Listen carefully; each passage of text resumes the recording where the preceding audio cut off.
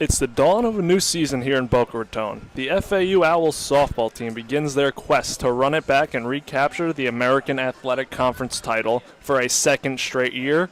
And the first step of this long journey begins this afternoon right here on the campus of FAU versus Ole Miss out of the SEC. Ole Miss is coming off of a 31-27 season and preseason ranked 13th in the SEC. FAU is coming off of a great season winning the AAC title and are preseason ranked number 2 in the AAC. Both teams are hitting the reset this season as they both had a lot of players leave and graduate after last season. For FAU, they have brought in a large freshman class along with a couple of transfers, and Ole Miss brought in a ton of transfers.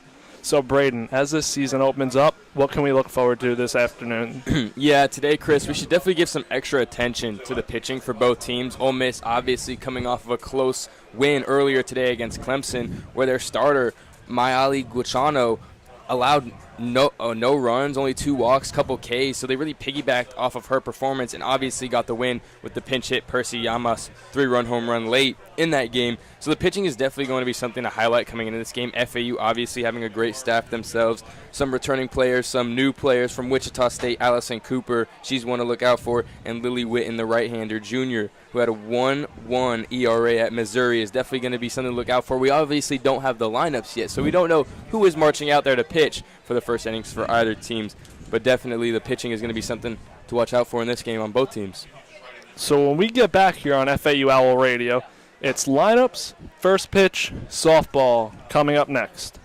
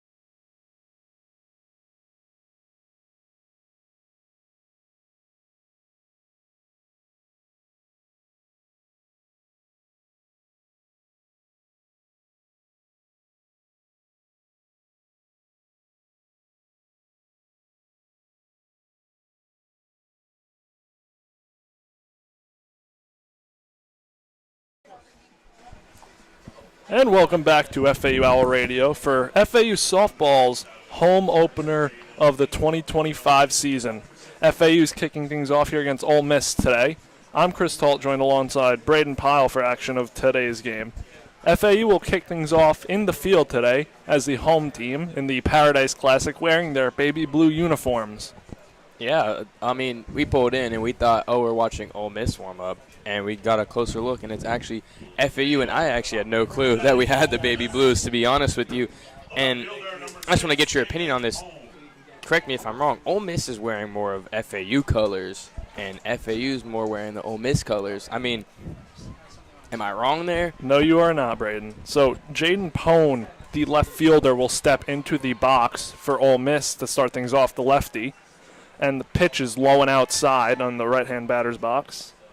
The pitcher for FAU today is Gabby Sacco. She is a senior and went 12-4 with a 3.38 ERA last season and had 5 complete games. Ball is fouled away down the third base line, so it is a 1-1 count here. Corners are in, by the way, for the leadoff slap hitter. She kind of just fired one down the third base line there, so third base might have to watch her face. Gabby Sacco threw 95 and a third innings last year, as the 1-1 is high and away, so it is a 2-1 count now. For Ole Miss, Jaden Pone hit .346 last season with 62 hits and 14 RBIs. She pops up the pitch and it drops in short left field, so Jaden Pone is on to start things off for the Rebels with a leadoff single. It's a good pitch, too, in on the hands. But with the third baseman playing in, it kind of just looped over her head and lands just in on the grass. Good piece of hitting from Jaden Pone. So the next hitter for Ole Miss in the 2-hole is Ashton Lansdale. She is a senior coming off of a .298 batting average season last year with 45 RBIs.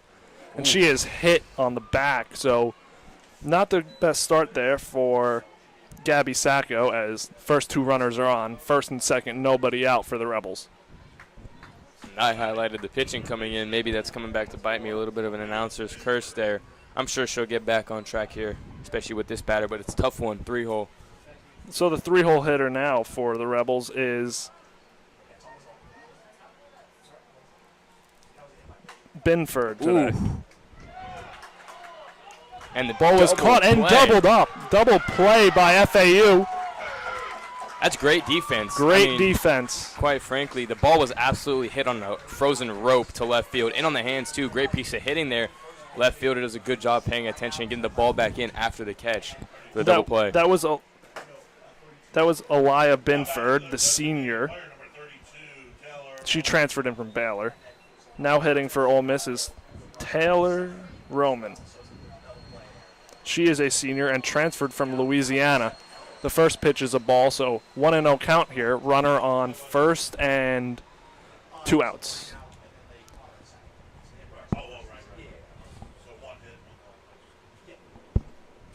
The pitch. Off-speed pitch, just a bit high. 2-0 count now.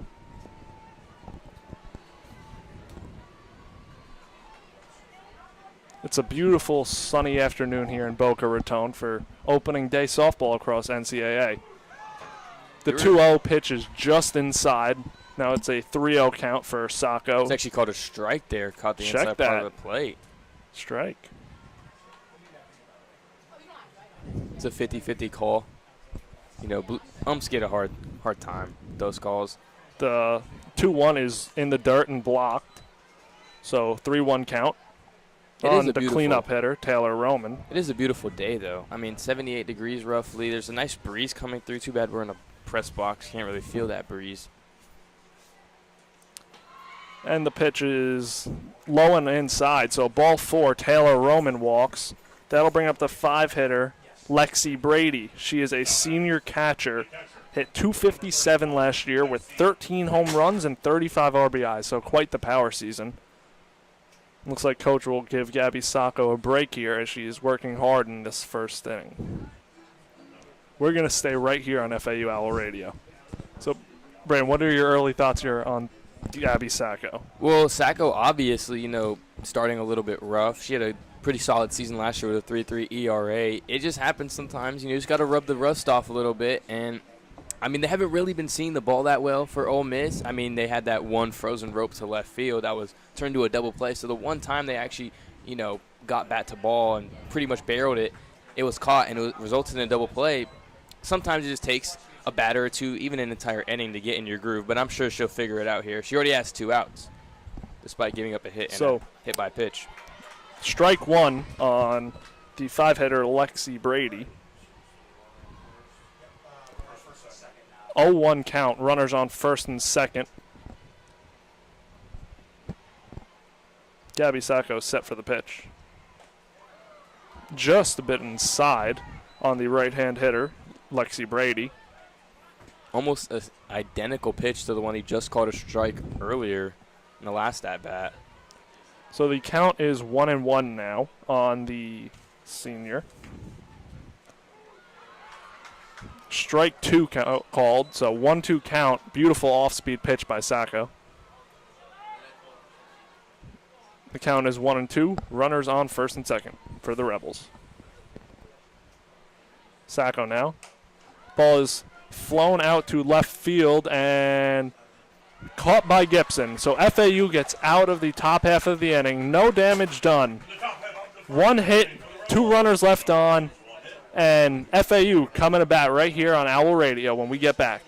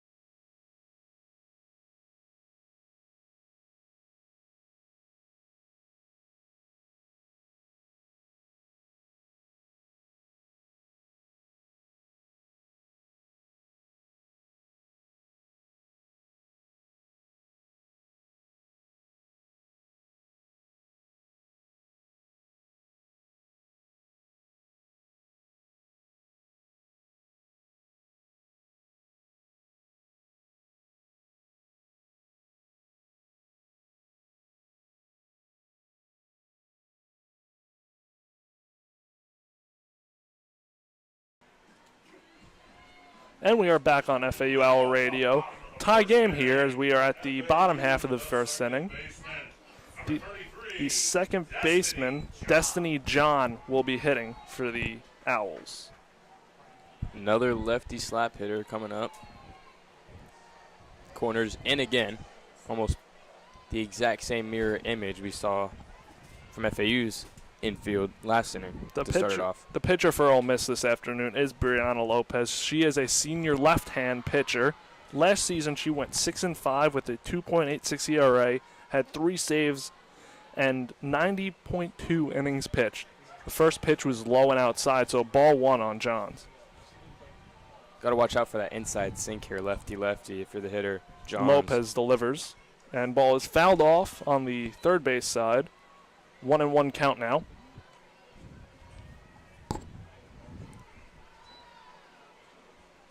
Destiny John's the leadoff hitter for the Owls.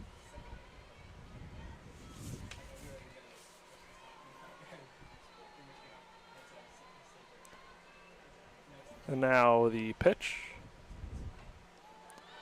Just a bit outside, so 2-1 count. Good eye by Johns. Was a close one for sure.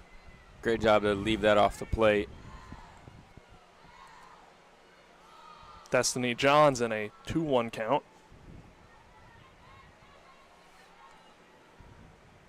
as Lopez looks down for the pitch. Pitch is high, so 3-1 count. Johns works it to 3 balls and 1 strike now. Exactly what you want to see in a leadoff hitter. An ideal, leadoff at bat, especially when you're going against a lefty pitcher and you are a lefty yourself. It's tough, especially. We just got to fight through the at bat and get through it. Now the 3-1. Swung on and missed. Full count now for Destiny Johns. Hitter's count there. She got a pitch to hit. Just kind of whiffed on the off speed over the plate. Was definitely sitting fastball there. Now the full count pitch from Lopez, the lefty. Johns leaves it high, and Johns is on with a leadoff walk for the Owls. It's a great start, and that's almost the ideal leadoff at bat there. You work it full, so you make the pitcher throw 5+ pitches, and then you draw the walk, so you get on base on top of that. Pitcher now has 6 pitches already, hasn't gotten an out, and there's a runner on base that she has to worry about. And Lopez, she has to come back here attacking early, especially with the lefty here. You can't really play conservative. And now the sophomore Kylie Channel is up for the Owls. Couple lefty-lefty matchups here early, and first pitch is on the inside corner for a strike. She is the center fielder for the Owls.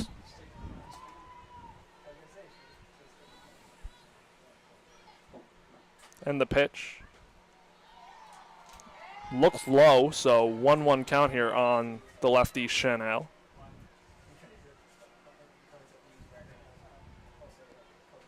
Brianna Lopez last season in 2024 had an opponent 230 batting average, so pretty good season from the lefty from Ole Miss.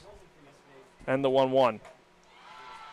Left high, so 2-1 count here on Chanel, the sophomore. Lopez has missed a little bit high in these last 2 ABs. Now the catcher wanting a word with her. We saw last inning with the mound visit from the coach of FAU, kind of wanted to settle down her play. And like I said, first inning, first game, second game for Ole Miss, but first game for FAU. Definitely have to rub some of that rust off over the offseason, especially when you're coming off such a high season where they won the AAC. But you just got to get ready to play. And sometimes it takes an inning or 2 or 3 or 4, sometimes even 5 to really get going, or even full games to get your team going, your bats going, and your entire pitching staff going. But baseball is really a game of momentum, game-to-game momentum. So Kylie Chanel's in a 2-1 count, and the pitch is called the ball, so 3-1 count on Chanel, and FAU could be in business right here with no outs and a runner on first. Destiny Johns is the runner for the Owls. Now Lopez sets and delivers. Called a strike.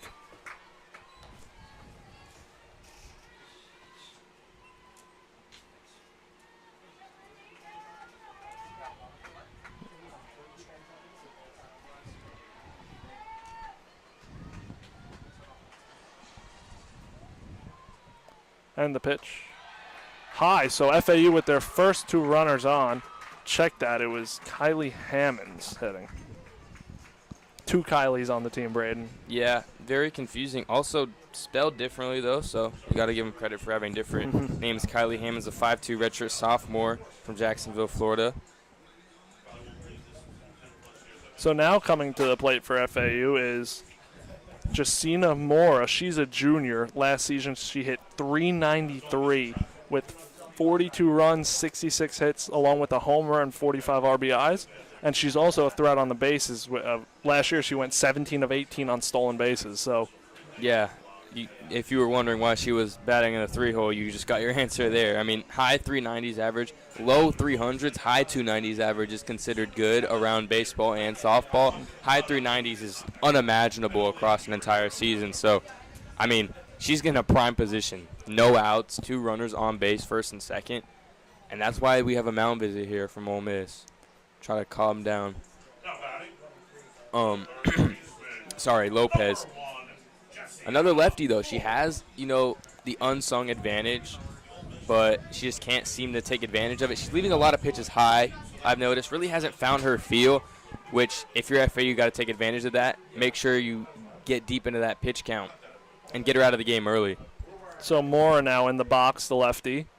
First pitch is outside for Lopez. 1-0 count, struggling to find the zone here. Yeah, and I think that one was also a tad bit high too. So it's just she's maybe finishing a little bit early with her windup, not really following all the way through. I'm not sure. But we're going to see as this inning continues, still 0 outs. Now the 1-0 pitch from Lopez is low, so 2-0 count for the junior Mora. And if you're FAU, they're doing a great job of leaving these pitches. They know that Lopez isn't having her prototypical start, so they're just letting her do what she is doing, and it's working for them. Very disciplined at the plate so far for the three lefties to start it off for FAU. And now the 2-0 pitch is on the way. And it is a strike right down the middle, so 2-1 count on Justina Mora. Yeah, I can imagine she was auto-taking no matter what there. But now you got to gear up ready to hit hitters count 2-1 with no outs, and you still have those two runners on base, first and second. And first and third are playing in, too, so you can really hit one right at them, and it's going to be hard for them to make a play. It's a 2-1 count on Mora. And the pitch is also low, so Mora works it to a 3-1 count. Lopez continues to struggle finding the zone.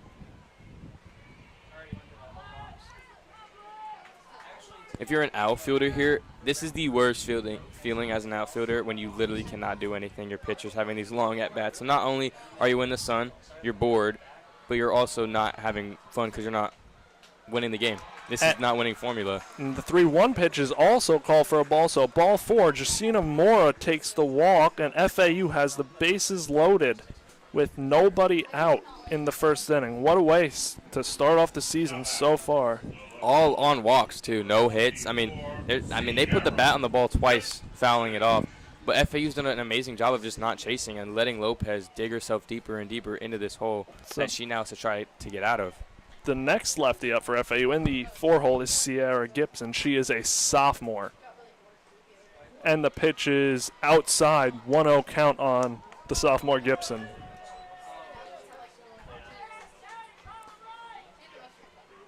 Gibson is number 24 on the Owls. It seems like Coach Jordan Clark just didn't care about the lefty matchup. 4 straight lefties, and, I mean, it's proven to work. She doesn't really care about that matchup at all. This second pitch is low, so a 2-0 count on Gibson. I'm not sure if the ump might have a little bit of a strict zone where it comes to low pitches not getting that favor, but, I mean, Lopez is just really struggling here. I wouldn't be surprised if they take her out if this AB doesn't go somewhat her way. And now the 2-0 pitch from Lopez is hit on the ground to second base and thrown to first by Paige Llamas for the out to Mora. Check that, Pickens to Llamas. Good job there by Gibson putting it in play. Didn't hit it too hard, so they couldn't really turn a double play, but either way probably would have scored the run. Runner on third did a good job. Johns did a good job of getting there as quick as possible. Now you still have 2 runners in scoring position, second and third, with only 1 out. And double play really isn't in effect here unless something crazy happens. So now the hitter is Kylie Chanel. She is a righty, and we have runners on second and third. FAU leads 1-0 here in the bottom half of the first inning. Kylie Chanel is a sophomore. She hit .333 last year with a homer and 35 RBIs.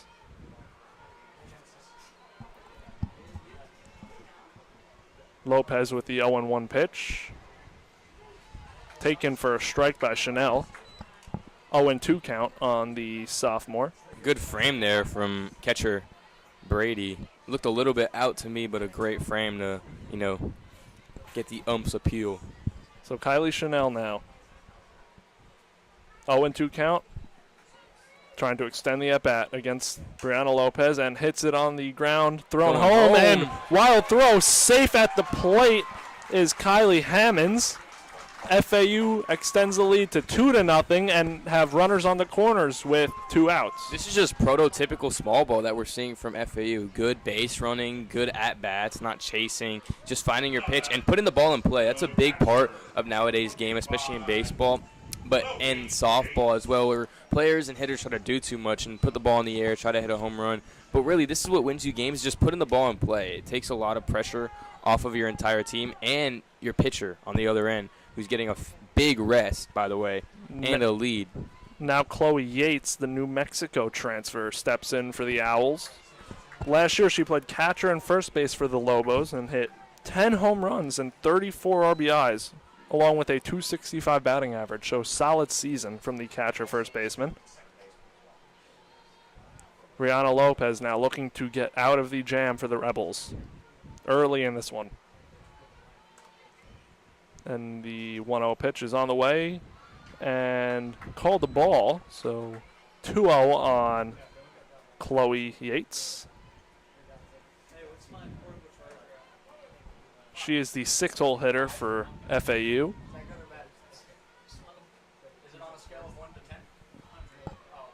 Yates now takes a strike, 2-1 count. Brianna Lopez, much needed strike there. Don't want to load the bases again. Definitely not. And, I mean, she's only gotten one out here, has walked 3 and given up 2 runs. So, I mean, this batter here is really ideal. Ideally, if you're the Rebels, you want a ground ball and get a double play. And the pitch is fouled over the right field stands, so 2-2 count for Brianna Lopez.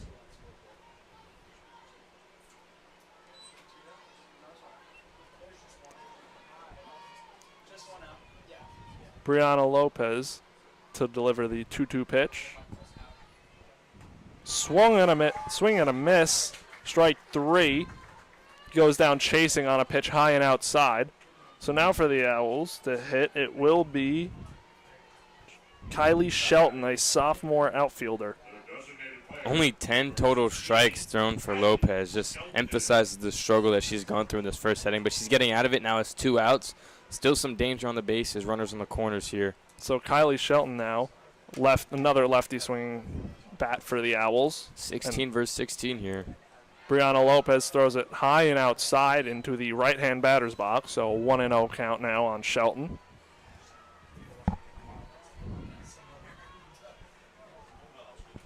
FAU trying to push across more runs. It's 2-0 here in the bottom half of the first inning. 2 runs with no hits, very rare, and it just shows how gritty this team has been so far. And the 1-0 pitch is thrown in the same exact spot in the right-hand batter's box, so 2-0 count on Kylie Shelton.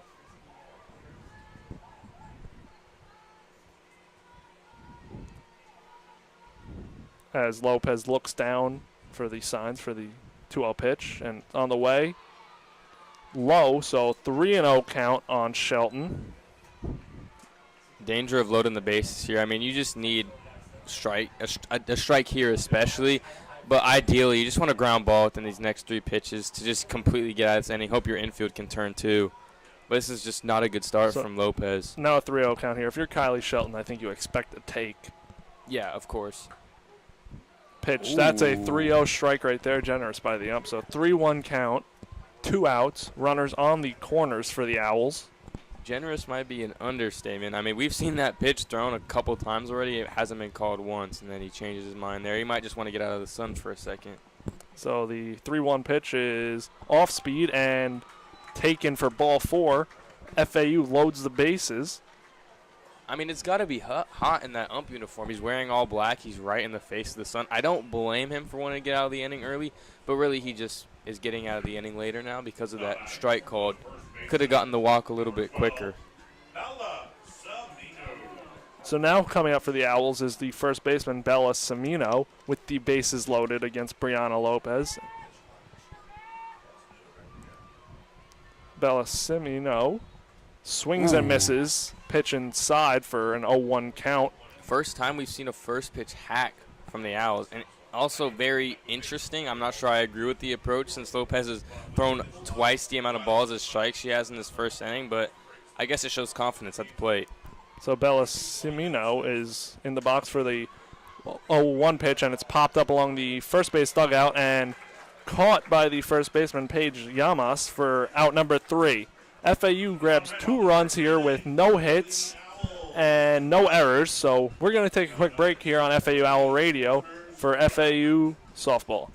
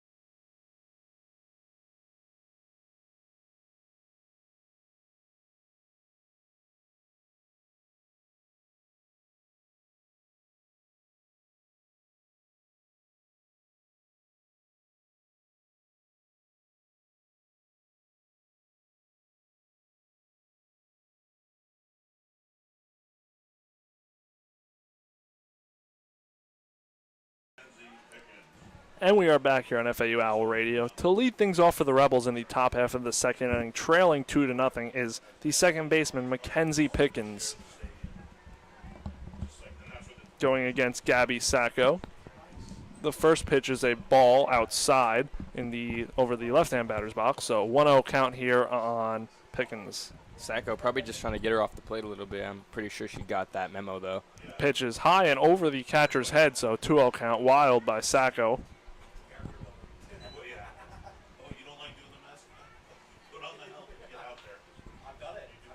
There was, and there still is, an ambulance on I-95, so we will update you with that. There was 2, now there appears to only be 1. And the 2-0 pitch is called a strike on the low outside corner, so 2-1 count for the right-hander Sacco. It is a busy intersection over there, though. There's also a plane heading over. Let's see how he lands. Beautiful view here from this press box for FAU softball, as the 2-1 pitch is high and inside, so 3-1 count here on Mackenzie Pickens. It was a flawless landing from the airplane, by the way, just in case you guys were wondering. Still heavy traffic. Mackenzie Pickens, the freshman, walks on a pitch low, so good start for the Rebels as they get the leadoff runner on, and it is now the hitter for the first baseman, Paige Llamas. Percy. I think she earned her spot in the lineup based off her first game production with that pinch hit 3-run home run, which ultimately gave them the lead. The first pitch of this at-bat just misses outside, doesn't catch the outside corner, so 1-0 count on Percy Llamas. Another leadoff walk, or I guess last time they got a hit. Percy Llamas swings and misses right through the fastball, so 1-1 count, the left-hander standing in the batter's box. But another leadoff base runner for the Rebels, and that is really good at getting the pitchers early if you can get runners on base, especially the first runner or a batter they see. Getting them on base is very pivotal in scoring runs. The 1-1 pitch is called a strike, so 1-2 count on the left-hand hitter, Percy Llamas, the freshman. Gabby Sacco looking to calm things down after the leadoff walk. And the pitch just misses the outside corner, so 2-2 count now on the left-hand hitter, Llamas. I don't think the Owls dugout liked that call from the ump. They showed their distress with it. Definitely a borderline call. Could have went either way, but didn't go the way of the Owls. And the pitch is blooped into left field in front of the left fielder. So runners on first and second for the Rebels as they will send another to the plate, and that will be Percy Llamas starting her career off with the Rebels 2 for 2, though that one wasn't as impressive as her 3-run home run where she got caught in on the hands and blooped it over the shortstop, which we saw was the Rebels' first hit of the game, was a little blooper over the shortstop, more so the third baseman than the shortstop, but third base and first base playing in here. Jamie McKay, the hitter for Ole Miss. Jamie McKay is a catcher, had 3 homers and 17 RBIs last season. Runners on first and second for the Rebels with nobody out. Gabby Sacco delivers, though, 0-1 pitch, and it's low for a ball, so 1-1 count. Ole Miss threatening here early in the second inning. Sacco trying to get out of this early jam. A ground ball could get turned two for double play. And the pitch is popped up middle infield, caught at shortstop. So 1 out, runners on first and second for the Rebels. Good play there from Kylie Chanel, showing off the range from short, getting over to behind the pitcher, and holding the runners at second and first.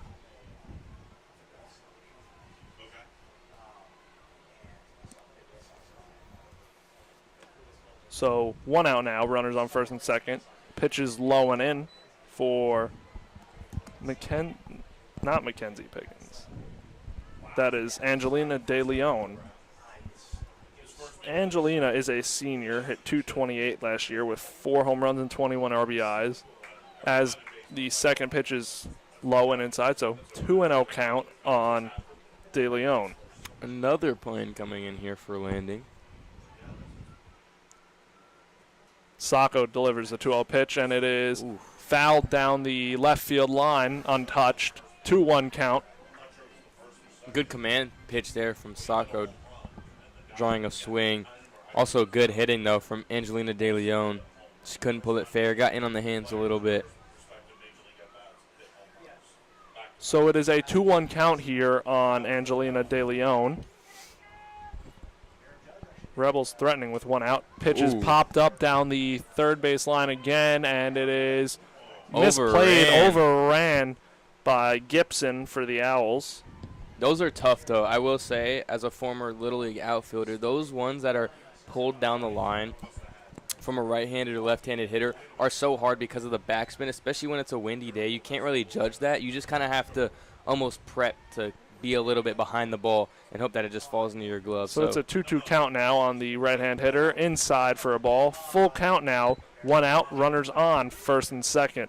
I feel the pain of Gibson there in left field. I'm not sure if you can relate, Chris.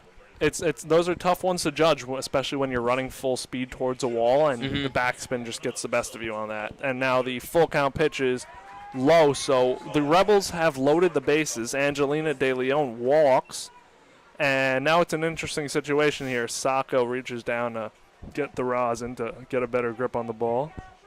And back to that missed, catch that just fell into no man's land in foul territory. The worst combination is that exact hit foul and the sun also being in your eyes. The sun wasn't in her eyes, but I'm just saying theoretical purposes. I'm not sure if you ever played outfield, Chris. Yes, I have. I have. So you know the pain of overrunning one of those. Unfortunately, I do, Brayden. Yeah, it's not cool. It's not chill. We don't really like when that happens. It's just you can't. It's really hard to judge the spin on the ball there, and even if you do judge the spin, you just have to guess, and it's really out of your comfort zone. Yes, it is. To play back behind the ball instead of just tracking it fully. So we had a quick mound visit there to calm down the senior Gabi Sacco. Bases loaded, 1 out for the Rebels. They have turned the lineup over. So Jaden Pone, the senior, who hit .346 last year. Check that. There's must be something wrong with Jaden Pone because we have a pinch hitter. She did get jammed a little bit the previous inning. I'm not sure. Maybe it hurt too much and she couldn't deal with the pain. She couldn't bear it. Those do hurt, though, a lot. So hopefully Pone's okay. The first pitch is a ball. So 1-0 count, bases loaded, 1 out, 2-0 FAU. I'm sure you also know the pain of getting jammed bad with a metal bat. Not fun. Not fun at all. Your entire hand starts to sting, and you just want to sit down and cry in a corner. Ball is popped up on the infield and caught by the third baseman.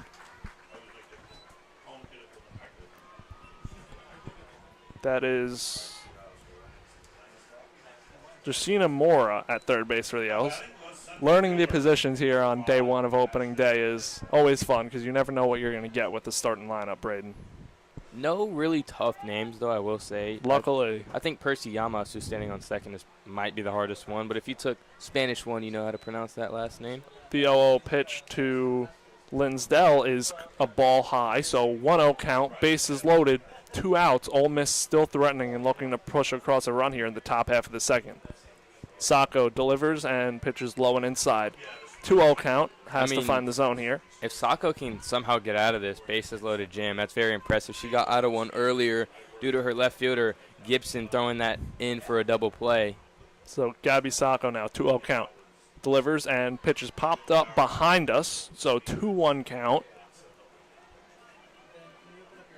on the sophomore Alexis Rosales. Alexis Rosales did not get any playing time last year, so no stats to show on her yet. But big at bat here early in this game, bases loaded. Sacco delivers, pitch ripped down the line, and foul.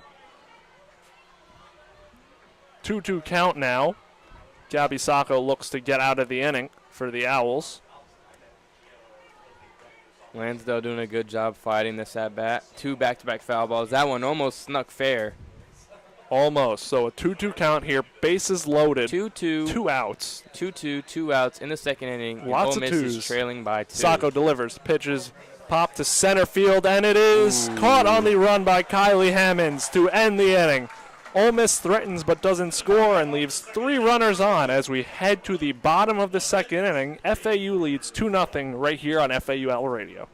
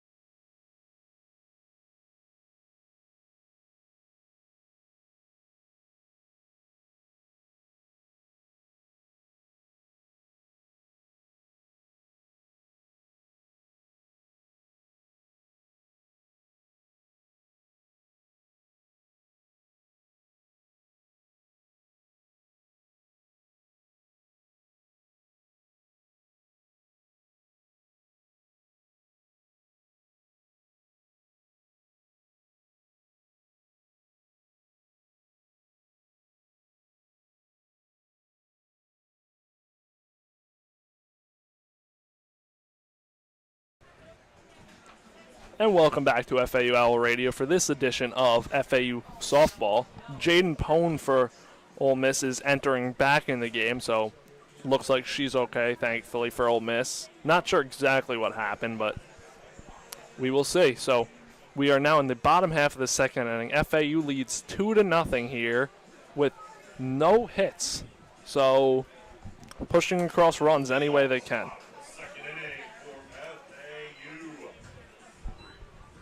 My only guess with that situation is she's getting DH'd for, but that would also mean that Brianna Lopez is hitting, and she's not, listed as a hitter. She's listed as a left-handed pitcher.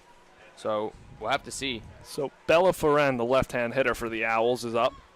Takes a pitch low, so 1-0 count on Ferren, the left-hand hitter. Slap hitter. I don't know if I've ever witnessed a slap hit home run before.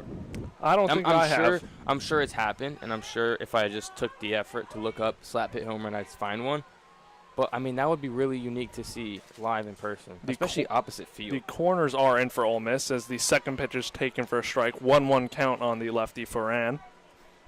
An opposite field slap hit is like, I can't even compare that to anything baseball terms. That's just like Luis Arias hitting an opposite field home run, but we see that sometimes. Sometimes, occasionally. Brianna Lopez looks to settle in for the second inning again as the pitch is ripped to right field for a single to start things off for Ferran. Absolutely ripped that pitch in a 1-1 count up the middle for a single. So good start for the Owls as they get the leadoff runner on once again. And that's their first hit of the game. That was a absolute barrel from Ferran, and it was not very good of a pitch from Lopez right down the middle. And Ferran, that's just batting practice, really. So Destiny Johns, the leadoff hitter, is up for the Owls, the other lefty. Corners are in once again. Middles are back. Brianna Lopez, the lefty, winds up and delivers. Pitch catches the outside corner for a strike. 0-1 count. Johns got that last inning started with her leadoff walk. See if she can work something here against Lopez. He just gave up a hit to Ferran. Lopez on the way for a ball high and outside in the right-hand batter's box. 1-1 count now on the lefty, Destiny John. Destiny John's the second baseman for the Owls. And the pitch. Check swing, spins down the third base line, but stopped foul by Binford, the third baseman for Ole Miss. Brianna Lopez, the lefty herself, 5'7" senior from Riverside, California, initially transferred here from Hawaii, of all places. That's a long journey. Ways away. That's like 12-hour flight, I want to say. I mean, it's got to be in the double digits. That's a far one. So now the 1-2 pitch against Johns, the lefty for FAU, on the way.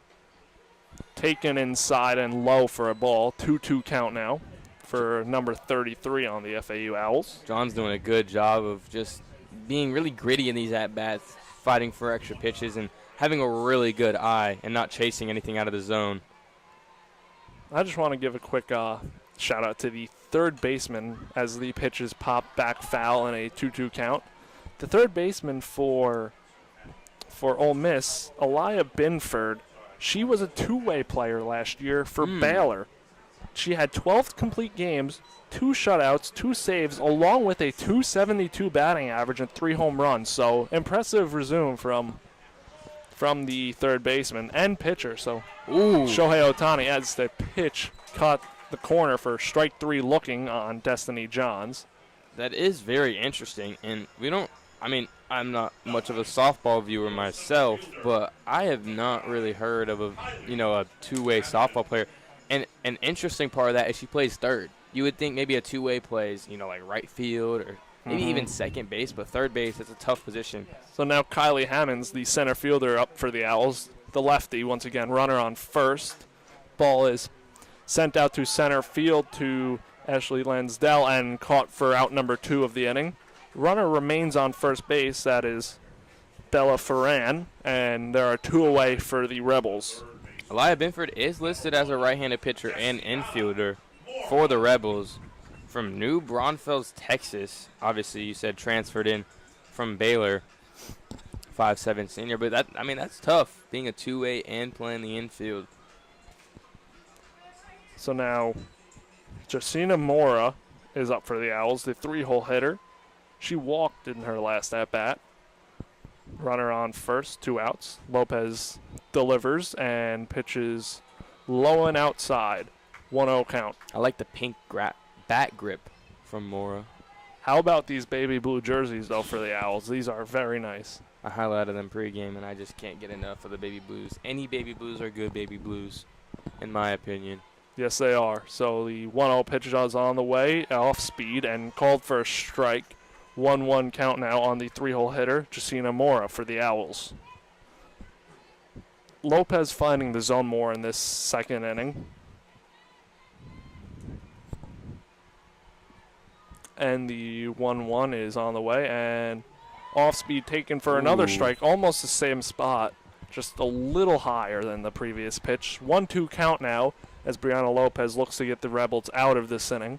Runner on first and 2 away. Looks like Lopez just had to rub some of that rust off, like I was saying earlier, and she's getting the pitch flow is now. on the way, and another off speed taken for a ball and stolen base by Bella Ferran. So Owls on the move and get a runner into scoring position here.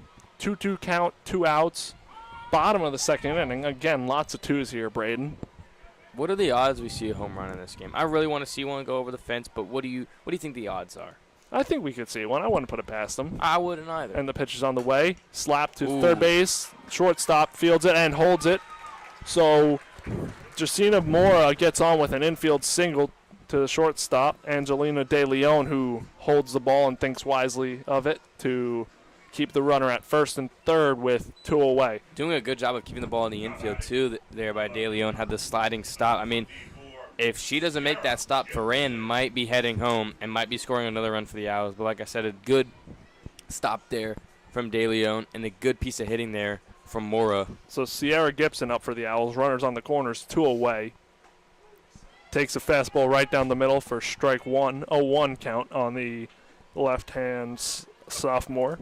Playing left field today for the Owls. She's the one that overran that one. That landed foul. You'd love to get it back here, although it luckily didn't hurt the Owls. Get back here. Off-speed pitch is low for a ball. 1-1 count now on the sophomore Gibson.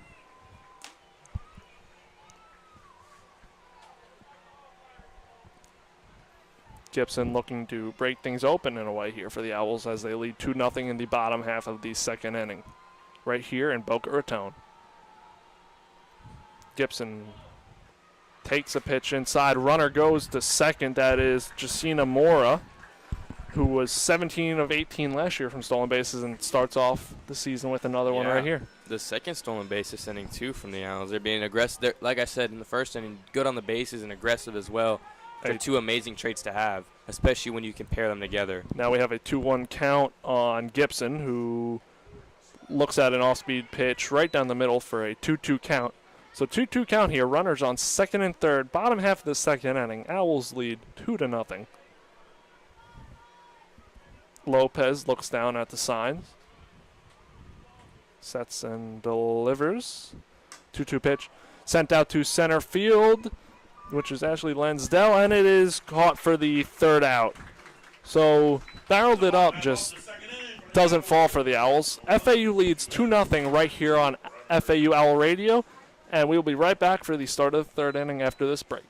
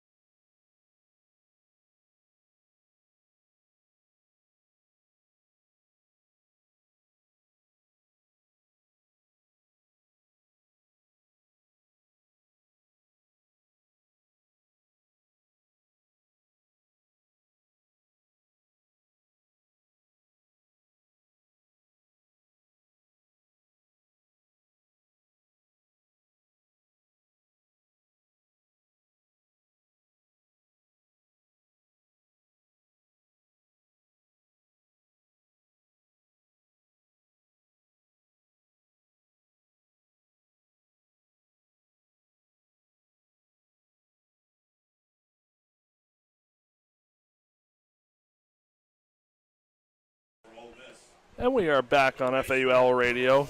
Top of the third inning, FAU leads 2-0 here.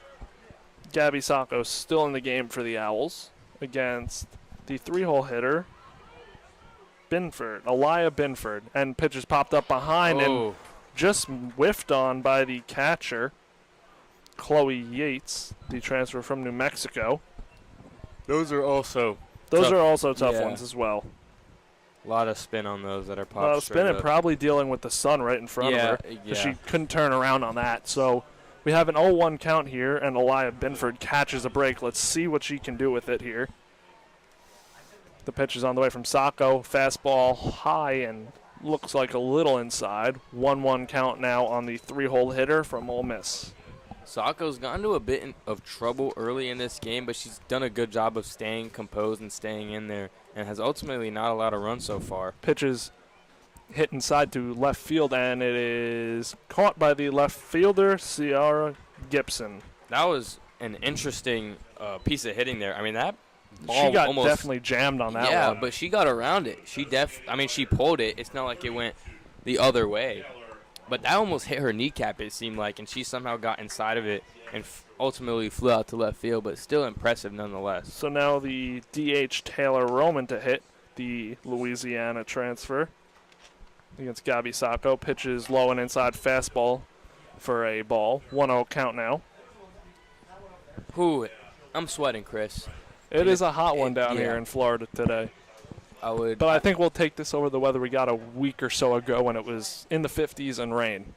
For sure. The 0-1 pitch delivered for a strike, and it is now 0-2 on the right-hand hitter, Taylor Roman. But, I'm fine with sweating the face area, the arm area. It's when it gets to the point where I'm sitting down and I have leg sweat and I am just sitting in a pool of my own sweat.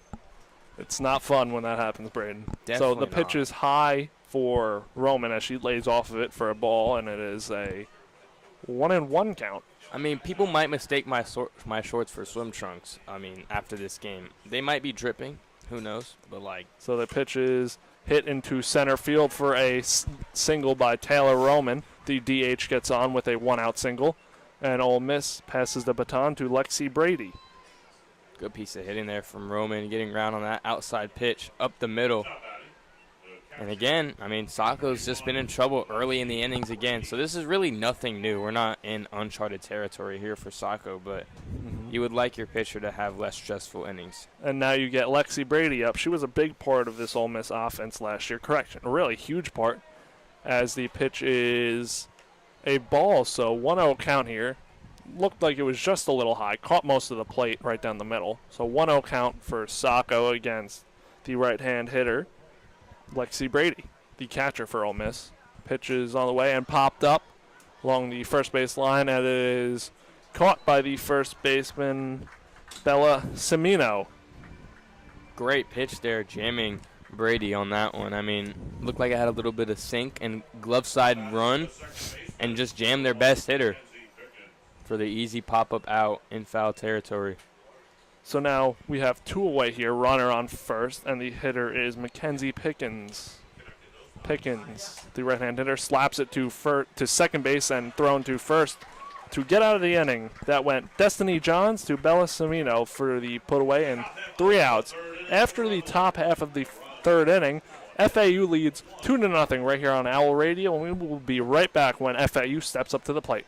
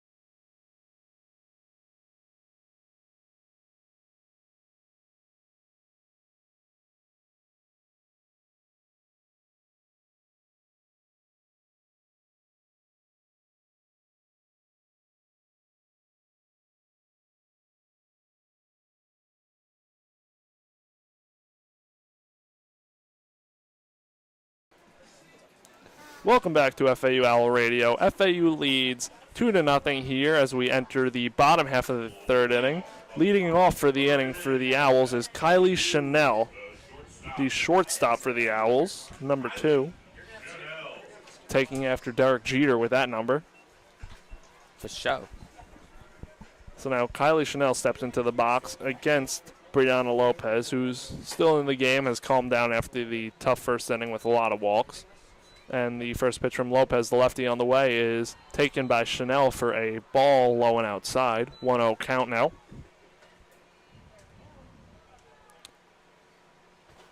Catcher looks over, coach, has something to say. Looks like they're going over something. Something I want to bring up. I mean, now they will go check out the pitcher, Brianna Lopez. Coach Could there have been a mix-up? There's definitely something wrong with the signs, but Coach Jordan Clark for FAU goes in order in the batting lineup: righty, lefty, lefty, lefty, lefty, against the lefty pitcher, and then all righties. Interesting. So you have 3 straight lefties just jammed in there in the heart of your order, which are your best pitchers. But usually you want to break it up. Yeah. Yeah. So you have less of a disadvantage with the lefty, but it has proven to be a complete non-factor so far. Lopez delivers the 1-0 pitch to Chanel. Off-speed pitch called for a strike. 1-1 count on the shortstop, Kylie Chanel.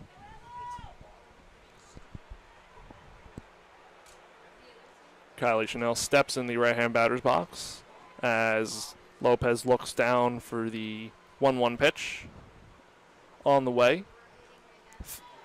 Tipped off on a little check swing, so 1-2 count on the righty Chanel from FAU. The sun is slowly starting to set here. So we have a beautiful evening for some softball here in Boca Raton. Couldn't ask for better weather, man. 1-2 count now on the shortstop. Left high for a ball, 2-2 count now.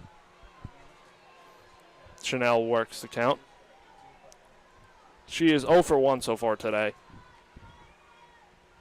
Looking to change that here in the 2-2 count. And the pitch is fouled off once again. 2-2. It remains a 2-2 count for Kylie Chanel. Chanel was definitely not looking for an off-speed there, that's for sure. Caught lunging at that one, barely got a piece of it. Was definitely looking for a 2-strike fastball. But the best hitters are able to fight those ones off. When they're looking for something and get something else, you got to be able to foul it off and extend the at-bat. Remains a 2-2 count as Lopez delivers. Fouled off once again. Pitch was low, but Chanel does her job and battles and fouls it off. So good fight here from Kylie Chanel, the shortstop. And Lopez already at 54 pitches on the game. And we're not even 3 innings through. I will tell you, Brayden, as a baseball player, it's crazy how long these pitchers can throw in softball with no stress on their arms. Obviously, a completely different motion, but she could definitely go 130 Lopez pitches. Now pitches look like drop third strike, thrown out at first for the first out of the inning. It almost looked like she had a hole in her bat there. I thought she got a piece of it, and it was looked fouled like in she did. Yeah, and it was fouled in the dirt, but I guess just a drop third strike. I guess not. So now Chloe Yates will hit for the Owls, a junior, the right-hander. Yates is going to play a big part of this FAU offense as they're replacing a lot of graduating players from last year's team coming over from New Mexico. First pitch is taken for a strike on the outside corner, 0-1 count with one away in the bottom half of the third. Good outside off-speed command there from Lopez, who still has more walks than strikeouts with 61 pitches, but she's starting to get her feel. After that first inning, we kind of saw her in the second get a couple strikeouts going her way, but we're seeing more of what we were expecting here from Brianna Lopez. We have play stopped right now. Ump is going over to another private jet talk to landing. Someone. I don't know what is going on right now. Play is stopped. We have seen about like 8 or 9 planes come in and land. You'll see some very nice airplanes coming to this Boca Raton airport right here. It is a bunch of private jets and a bunch of rich guys, and it's carbon emissions, horrible for the environment. Anyways, it is interesting though that this small of an airport is pretty busy. I mean, like I said, we've seen. You see planes come in here left and right. Yeah, and I don't really see as many leaving, which is like kind of weird that I see more coming in than leaving. I'm not sure what the We don't know what the discussion is right now, but play is stopped. They're just chatting it up. They're probably talking about what their weekend plans are, whose house are we going to for the Super Bowl. Who do you got winning in the Super Bowl, Brayden? Put you on the spot. Honestly, I want the Eagles to win, and I think they are going to win because I think they match up the best out of every team in the NFL. We saw the Bills against the Chiefs kind of run all over them. I mean, I'm pretty sure James Cook was averaging like 5 yards per carry. And, Eagles obviously have the best running back in the entire league in Saquon Barkley. So he's going for easy hundo plus in that game.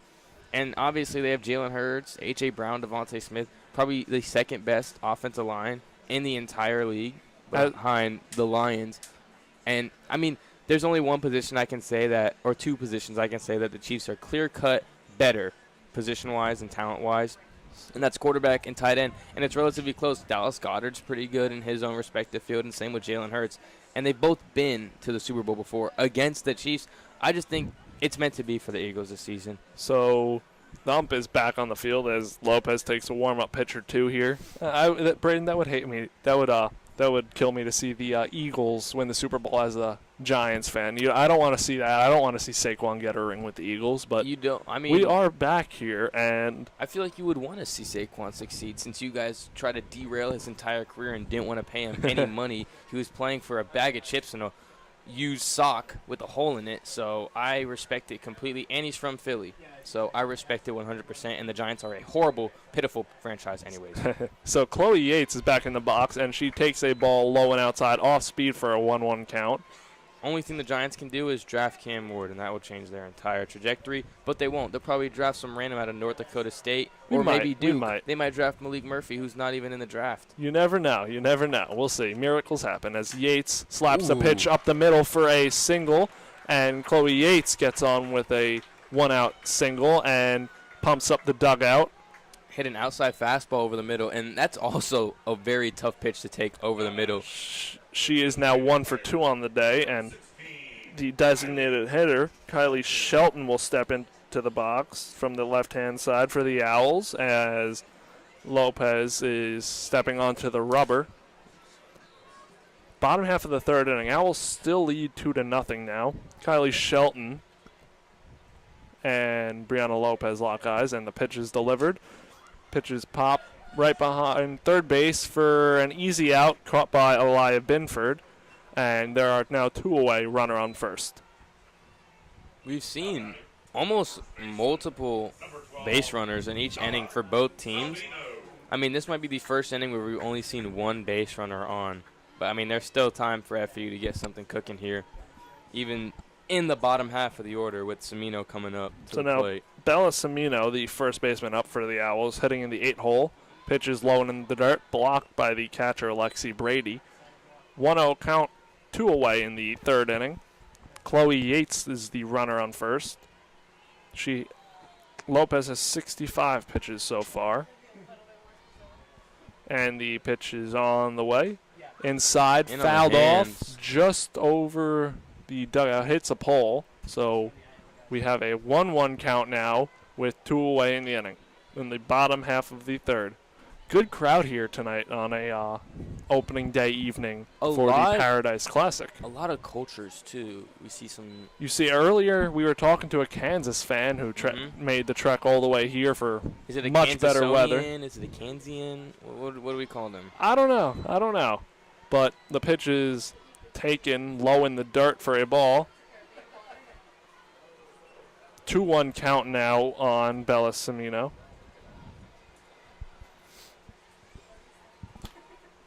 Also, a lot of different conferences in the Paradise Classic. Lopez as well delivers, and Semino fouls it off on the first base side into the dugout. So 2-2 count, 2 away. Bottom of the third inning, runner on first is Chloe Yates once again. Wow, look at that private jet over there. That is pretty nice, if I do say so myself.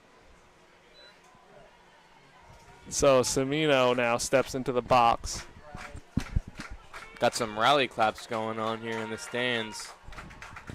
Lopez delivers. Lopez. Pitch is high, taken by Semino. Full count now. Runner will be off on the pitch. FAU leads 2-0, looking to add to it right here in the bottom half of the third inning. Semino, the count is full. He's got to be ready for anything here in a full count with 2 outs. Semino now. Takes strike 3 right down the middle for the third out of the inning. FAU leaves a runner on first now with 3 hits so far in the game, and to Ole Miss's 3 hits. We will be right back here on FAU Owl Radio for the start of the fourth inning. FAU leads 2-0.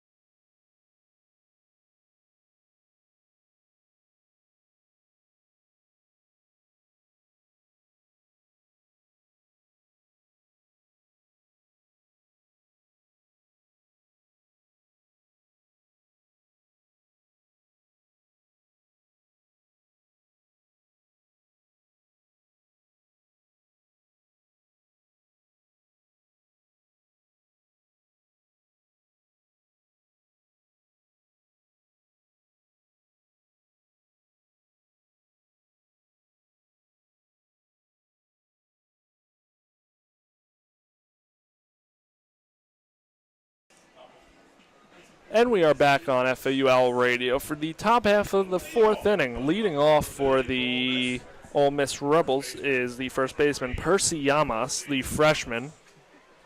She is 1 for 1 on the day with a single. She's really 2 for 2 on the day. Think about it, with that 3-run home run earlier. Big 3-run home run against Clemson. Ranked Clemson. Sacco delivers and pitches line to left field. Caught by the left fielder, Ciara Gibson, for the first out. You can tell that's Percy a good swing. Yeah, Percy Yamas is seeing the ball really well, especially today. And I wouldn't be surprised if she continues that throughout the Paradise Classic, because when you're swinging first pitch, you have a lot of confidence. And second off, when you make contact and hit it pretty solidly first pitch, I mean, it just shows how good of a player you really are. So now the hitter for the Rebels is Jamie McKay, the junior catcher. And for a true freshman, too. I mean, Percy Yamas, that was her first at-bat, that 3-run home run against Clemson. And her second at-bat came today, and she got a hit off that one, too. So all 3 at-bats, she's made good contact, which is, I mean, very impressive, especially when you're making that adjustment from high school to D1. High D1, too, in the SEC. The 1-0 pitch is fouled off for a strike down the third base line. 1-1 count now on the right-hand hitter, Jamie McKay.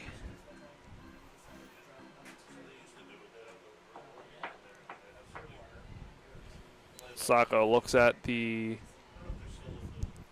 sign and pitches ripped up the middle for a base hit. Gets past the center fielder, Kylie Hammonds, and Jamie McKay stand up double to get things going for the Rebels with 1 out in the top half of the fourth. More good hitting from Ole Miss, and they have 3 walks, and they have 0 strikeouts, and they're 4 of 13 off of Sacco. So again, Sacco in early trouble here in these innings, but we've seen time again that she's been able to work herself out of these jams. But if you're Coach Clark, you might be a little bit scared, especially going into this 4th inning. Obviously, you have 9-hole De Leon, but then you have the top of the order coming up after that with no outs here. Could get scary. It could get pretty scary. So pinch runner at second base for the Rebels is number 22, Taylor Marvin, just a pinch runner. And Angelina De Leon will step into the box on the right side for the Rebels. Corners are in for the Owls. Off-speed pitch, curveball thrown in for a strike, and it is a 0-1 count now on the right-hander De Leon out of the 9 spot. I think that one's called a dropper. I'm not dropper. Sure. Something like Still that. Still working on my softball pitches. I only know riser and dropper, so those are like the 2 that I know. The pitch is blocked in the dirt by the catcher, Chloe Yates. 1-1 count now on the senior for the Rebels. But it was a good first pitch off speed. You don't see that a lot, especially in softball. De Leon hits the ball down the third base line, just foul. So 1-2 count now with 1 away in the top half of the fourth. Sacco looking to get out of this here. Ole Miss has been all over Sacco's fastball, especially in the last 2 innings. I mean, she threw that one right on the inside part of the plate, and De Leon just got around on it. And almost, that was the closest one to being fair out of all the foul balls we've seen hit today. Sacco pitch, and it is hit deep into left field. There it goes. See ya.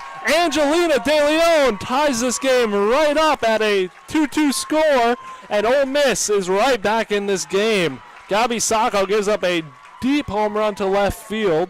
It's 200 feet out to left, so she hit that way over past the palm trees, it looked like. No, that one was gone off the bat, and like I said, that was another fastball, and it's really lost velocity over the last 2 innings. It just doesn't have that zip, and maybe it has that command, but, I mean, obviously the Rebels are seeing it well, and De Leon just got up all over that high fastball. Angelina De Leon saw that pitch. Based off our reactions, we knew it was gone off the bat. And it looked like that might end. That ends Gabi Sacco's day. And coming in for the Owls to pitch, it looks like it will be number 77, Jaden Martinez. She is a junior. She went 4-3 last year for the Owls with a 3.52 ERA and 47 2/3 innings pitched. She is a, let's see, junior from Tallahassee. Junior from Transfer Tallahassee. from South Florida. She is a lefty, so now we got a little lefty matchup going on for the highest number on the team at 77. Not a number you see in softball or baseball for that matter. But you know who you do see it on is the newest acquired Los Angeles Laker, Luka Doncic.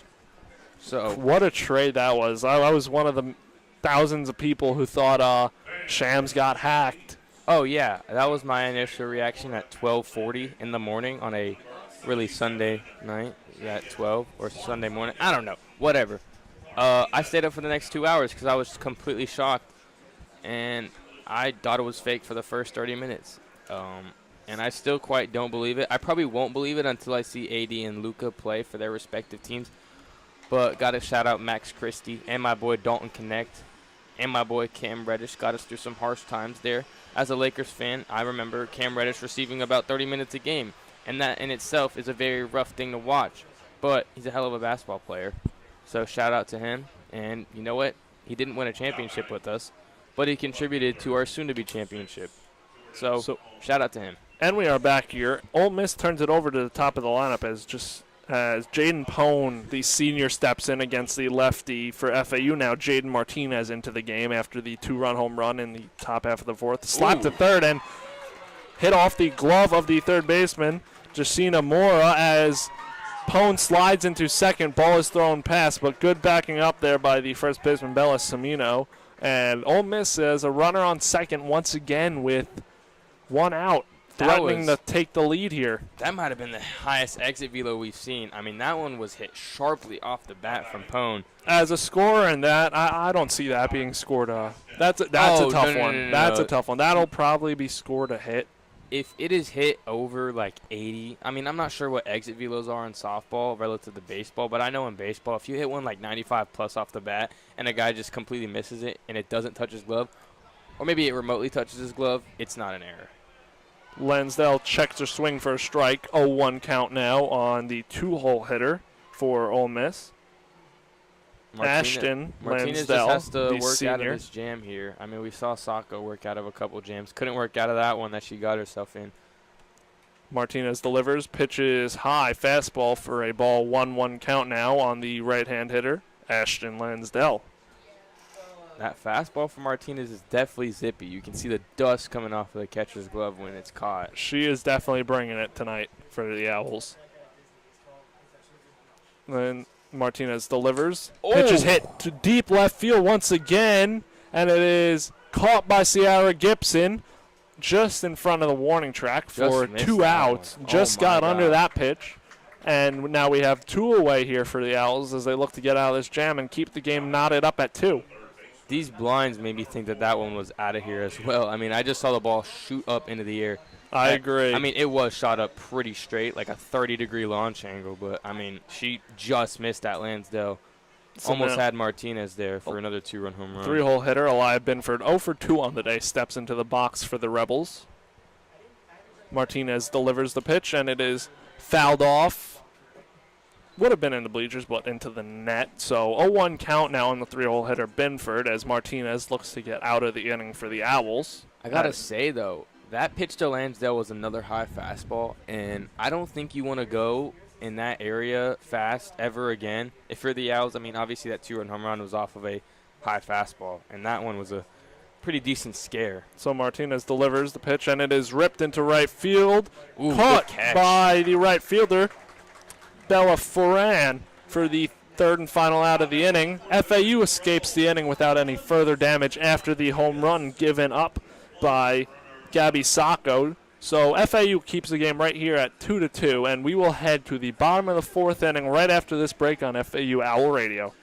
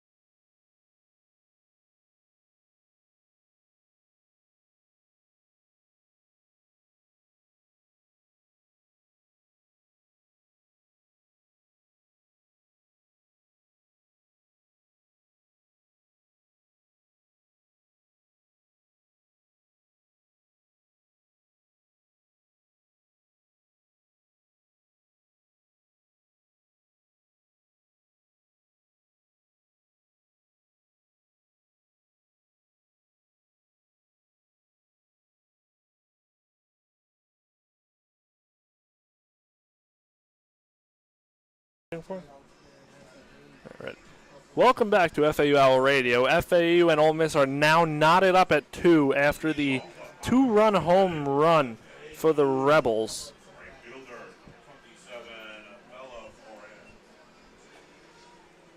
Brianna Lopez is still in the game, the lefty for the Rebels, and the hitter for the Owls is the 9-hole hitter, Bella Ferran. Ferran looks at a pitch just outside in the right-hand batter's box. 1-0 count to start things off in the bottom half of the 4th inning. Outside of that first inning from Lopez, she's done relatively well. 3 over 4 walks were in that first. Has only allowed 1 since. Corners are in for the 9-hitter as she looks at a changeup down the middle, called for a strike. 1-1 count now. If you're a slap hitter, though, I feel like you can get ahead of the break on off-speed pitches. You know, before it breaks down or wherever it breaks. Especially when you're basically running out of the box. So the 1-1 pitch is delivered and fouled off for a strike. 1-2 count now on Ferran. It is also hard to catch it to the fastball, though, when you're coming closer to it. So it has its perks, but it definitely has its cons as well. So now the 1-2 count as Ferran looks to protect here. Showing Squares bunt. the bunt on a She's just trolling. 2 strikes. Leaves the pitch low for a ball in the dirt. 2-2 count now for the 9-hole hitter of the Owls. Usually when I do that on MLB The Show, they're not too pleased with that when I bunt dance. So I really don't bunt dance, and I don't really find the problem in doing it. Ferran squares and pulls it back and hits it out the middle to the shortstop, who throws it over to first. Ooh. For the out. Close, but good play there by Angelina De Leon, the shortstop, to Percy Yamas for out number 1 of the bottom of the 4th inning. De Leon has flashed some gold glove caliber defense there. That was a hard hit ball towards the middle, and honestly, the most underrated part of fielding a play like that is a transfer to get to throw. Going from glove to hand, it's very hard, especially while you're moving to your glove side. It's very hard to transfer it. The lineup turns over for the Owls as Destiny Johns, leadoff hitter, the second baseman, steps in and takes a pitch high and outside for ball number 1. FAU hasn't scored here since the first inning, and they scored in that inning on no hits, so looking to get things going on the offensive side right now as Johns takes a pitch called for a strike. 1-1 count now. Yeah, I mean, Ole Miss has double their hits in this one, but, 4 walks speaks for itself. 3 hits to 4 walks you'll take that really any day. You do want to get some more hits in that hit column, though. So now Johns takes the pitch, grounds it right back to the pitcher, Lopez, who throws it over to first for the easy out, and 2 away here in the bottom of the 4th inning. Johns capped that one, just was way too early on it. Hit it off the cap and just rolled straight to the pitcher for an easy out. So 2 down here very quickly for Brianna Lopez, as she has definitely settled in after the first inning, and now Kylie Hammonds will be the hitter, the center fielder for the Owls.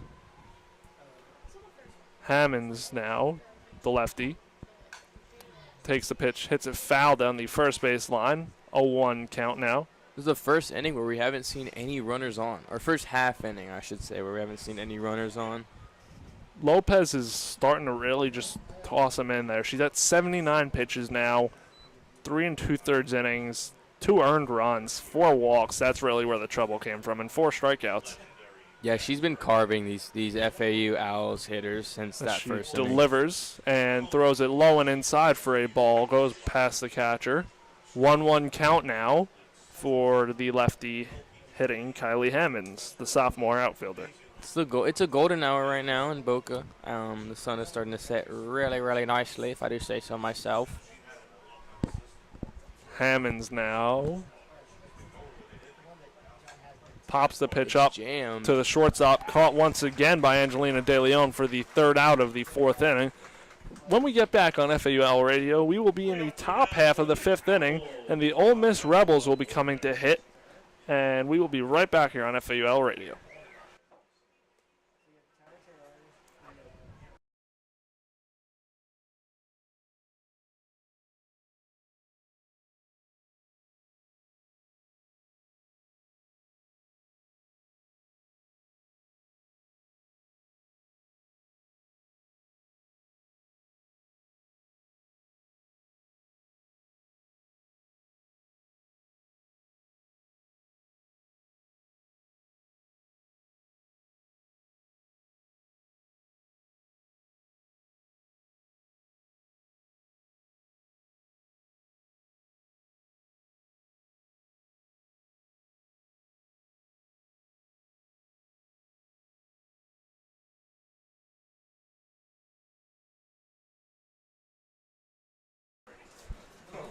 And we are back here on FAU Owl Radio for the start of the 5th inning.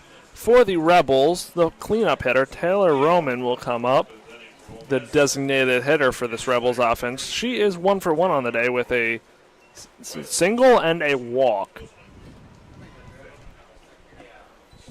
The pitcher for the Owls is still Jaden Martinez, the lefty. Martinez delivers the pitch, and it is ripped to third base, caught on the line by Jacina Moore at third base. So right place, right time for the third baseman of the Owls, and there's one away quickly here, one pitch into the 5th inning. Got to be one of the worst feelings as a hitter when you make really good contact and you can't make it out of the batter's box by the time it's out and out. Catcher Lexi Brady steps in. She is 0 for 2 on the day. Martinez winds up and delivers the pitch. Off-speed pitch, high, ball 1. 1-0 count now on the 5-hole hitter, Lexi Brady. Really nice sunset, though. Very nice sunset here. The sunsets don't disappoint here in Boca Raton. As Martinez sets and fires away. Pitch is fouled off over the first base dugout of FAU, and a 1-2 count here on the catcher. It is a little bit hard. Sun is blinding the scoreboard now. I can see the pitch clock, though, which is also a new feature here in college softball and college baseball. So Martinez sets, fires, and pitches fouled off right to the backstop. Lexi Brady staying alive, 1-2 count. I mean, Brady has just been so late on these pitches so far in this count. I feel like you just have to have some sort of two-strike approach. She's just getting it blown by her. Maybe just widen up the stance, go to no leg kick, something. I mean, I hate to see someone just get completely gassed up like this. Martinez now on the rubber. Lets it rip, and in the dirt, blocked by the catcher, Chloe Yates, for a 2-2 count now on the 5-hole hitter of the Ole Miss Rebels. An off-speed there, trying to keep Lexi Brady on her toes. So we have a 2-2 count here. 2-2 score in the top half of the 5th inning. FAU looking to keep it right here with 1 out. Pitch fouled off once again into the stands. Lexi Brady battling.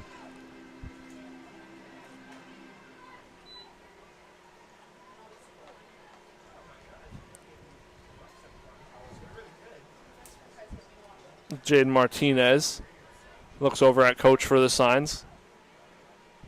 Steps on the rubber. Sets, delivers the pitch. Says she went around over at first base, so strike 3 for Jaden Martinez. That is her first strikeout of the night, and there are now 2 away in the top half of the 5th inning. Mackenzie Pickens now. Great off-speed pitch there from Martinez, though. Obviously, we saw Lexi Brady getting gassed up early in the count, back-to-back off-speed pitches, gets the strikeout swinging. Mackenzie Pickens, now the hitter for Ole Miss, takes a fastball that didn't catch the plate, so 1-0 count on the freshman. Pickens is 0 for 1 today, along with a walk.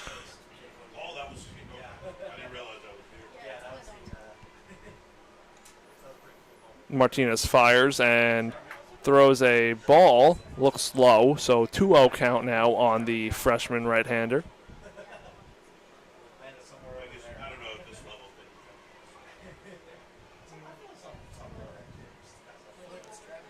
Martinez looks at the sign, sets, and delivers a 2-0 pitch. Grounded to second base, handled by Destiny Johns, who throws it over to first to Bellisamino for the easy out, and FAU gets out of the inning. A 1-2-3 inning, sets down the side, and we will head to the bottom of the 5th inning right here on FAU Owl Radio, all tied up at 2.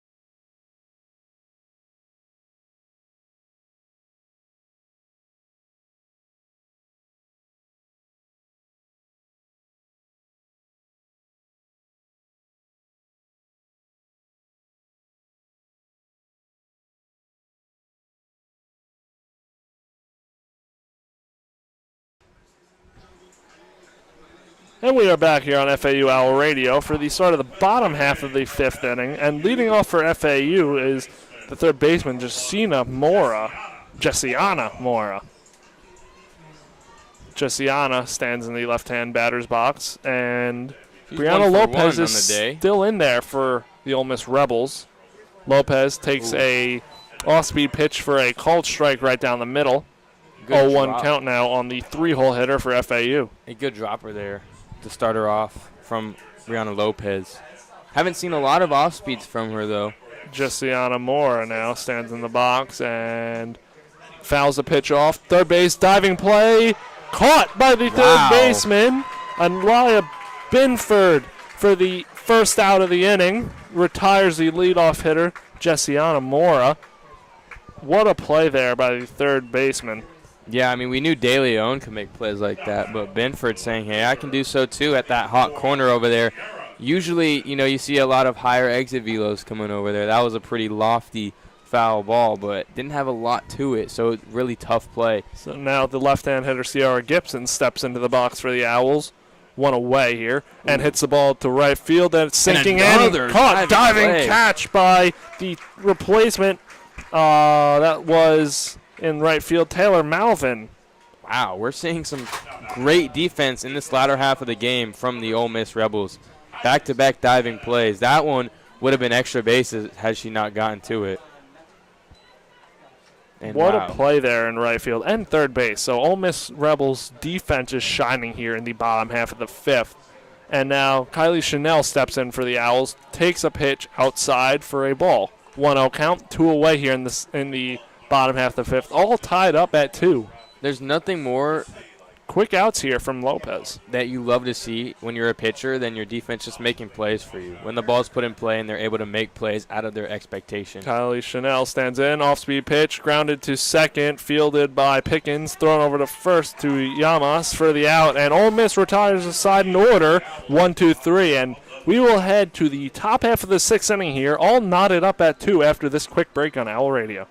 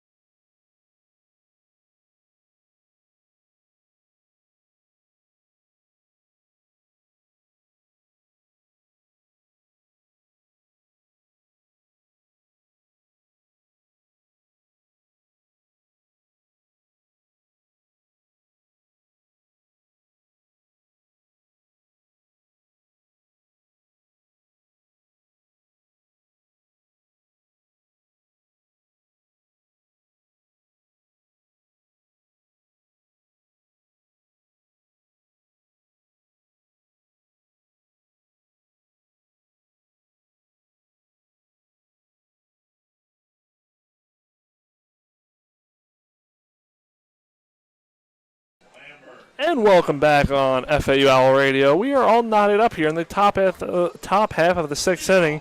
The senior Ainsley Lambert will pitch now for the Owls. Last year she went 9-2 with a 2.41 ERA, had 8 saves and 84 1/3 innings pitched, and a 201 opponent's batting average. So very solid year from the former junior, now senior on this year, as Lambert checks the signs and will deliver to Percy Llamas, the left-hand hitter for Ole Miss. Ooh, that first pitch was a ball, but, I mean, that had some cutting action, very horizontal on that break. I want to see that pitch again. So Llamas did a good job of taking that ball 1 from Lambert. Lambert sets and delivers the 1-0 pitch, and it's fouled off into the FAU bullpen down the first base line. 1-1 count now on the freshman Percy Llamas, who is having one heck of a day for this Ole Miss Rebels team. That cutter inside again, and it started off over the middle and just broke in on the hands of Llamas. Llamas somehow got around it, but see if we see that cutter again. So Lambert delivers, and Pitch And has he beautiful did. cutting action, but just misses the outside corner. So a 2-1 count now on the freshman Percy Yamas. It's a pretty devious pitch, though. I mean, that started in the other batter's box and ended up almost catching a part of the plate. Blue says it didn't. Could argue it, though. Ainsley Lambert sets and delivers. Pitches line to first base, caught by the first baseman Bellassamino for the out, and FAU retires the first hitter of the inning. I mean, that was 4 cutters. That's definitely her primary pitch we've seen. And I mean, it's like I said, it's just devious. It's gross. It's got so much horizontal break. That looks like it has at least a foot of horizontal break. From that close to throwing it underhand is very impressive from the pitcher Lambert. So now Taylor Malvin, the right fielder, will hit for the Rebels from the left-hand side, slaps it down the third base line, foul. So 0-1 count here on the lefty slap hitter of the Ole Miss Rebels, Taylor Malvin. Another one in on the hands there. I mean, it must be so hard to get a read on that pitch when it starts in one area and ends up completely in a different area. She's tried that backdoor cutter twice in the last at-bat. I wouldn't be surprised if she goes to that here. So 0-1 count now on the lefty, and Lambert delivers. Slaps it right between the pitcher's legs into center field for a single with 1 out, and will pass the lineup off to Angelina De Leon. I mean, that one just caught too much plate, didn't have much break. It was just right over the middle and a great piece of hitting from Malvin. And Lambert just got nutmegged. It went right in between her legs, and she got dropped to the floor. Now Good you piece of got to hitting, be though. now you got to be careful here because Angelina De Leon is up now for the Ole Miss Rebels, who hit the 2-run home run in the 4th inning to tie this game up at 2, where it currently stands in the top half of the 6th. She takes a strike for an 0-1 count. As long as Lambert stays away from the top half of the zone, I think she should be good. Ainsley Lambert delivers and pitches taken low for a ball. 1-1 count now. Runner on first and 1 away here. Almost caught that outside part of the plate. De Leon looking to put runners in scoring position for the Rebels and potentially take the lead here in the 6th inning. Lambert sets and delivers. Pitches fouled off behind home plate by De Leon for a 1-2 count with 1 away here. Lambert likes what she sees as she's pointing towards her teammates at catcher and third base. Rebels are only batting 182 with runners on. 2 of 11 so far in this game. FAU batting only 100, 1 of 10. Runner on first is the right fielder Taylor Malvin, who runs the second high. sky-high pop-up to the shortstop, Kylie Chanel, who catches it for out number 2 of the inning. 2 away for FAU as Taylor Malvin will stay put at first, and they will turn the lineup over to the top half, and that will be Jaden Pone. The traffic on the intersection of I-95 has cleared up a little bit. There is still some police cars and emergency vehicles cleaning up. I believe it was an accident on that intersection, so prayers up for anyone involved. As we can see that roadway from across from the airport. So we have a nice view here. We see the practice baseball field, one of the FAU campus buildings, the airport, and this roadway past the airport. Pitches a ball, 1-0 count. Sun is setting here. And we have 2 outs in the top half of the 6th inning, tied up at 2. The hitter is Pone. The it almost. Stolen base by Malvin, and pitches. The ball was thrown into center field. Luckily, Malvin didn't have time to take third base. Looks like it's a catcher's interference. Oh, I think they're saying the ball hit the runner, maybe. I'm actually not sure. That's a catcher's interference because that ball can hit the runner without anyone catching it. Yeah, but it's an out. If it was catcher's interference, it'd be rewarding the offense. It's rewarding the defense. So either way, FAU gets out of the inning there, and we are tied up at 2-2, and we head to the bottom half of the 6th inning, and FAU looks to grab a late lead in this one.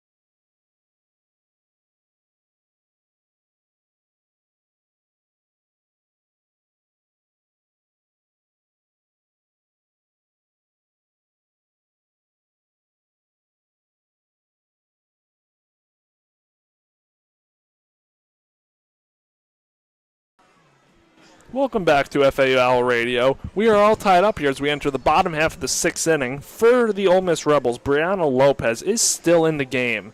She has 5 innings pitched, 3 hits, 2 earned runs, 4 walks, and 4 strikeouts along with 87 pitches. Starting off on the offensive side for the Owls is Chloe Yates. She is 1 for 2 on the day, the catcher, looking to get things started off here in the sixth inning for the Owls. It's getting late here, still tied up ever since that De Leon home run from the Rebels. But, I mean, FAU really has been silent on offense. So Lopez sets and delivers to Yates. Off-speed pitch, bounced the one hop to shortstop, fielded by De Leon, and thrown out is Yates at first base. One away here on one pitch for the Ole Miss Rebels.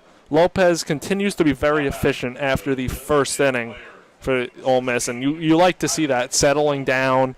A veteran presence on the mound, a senior for Ole Miss, and really settled in and doing her thing. Now hitting for the Owls is Kylie Shelton, the left-hand hitter. God bless.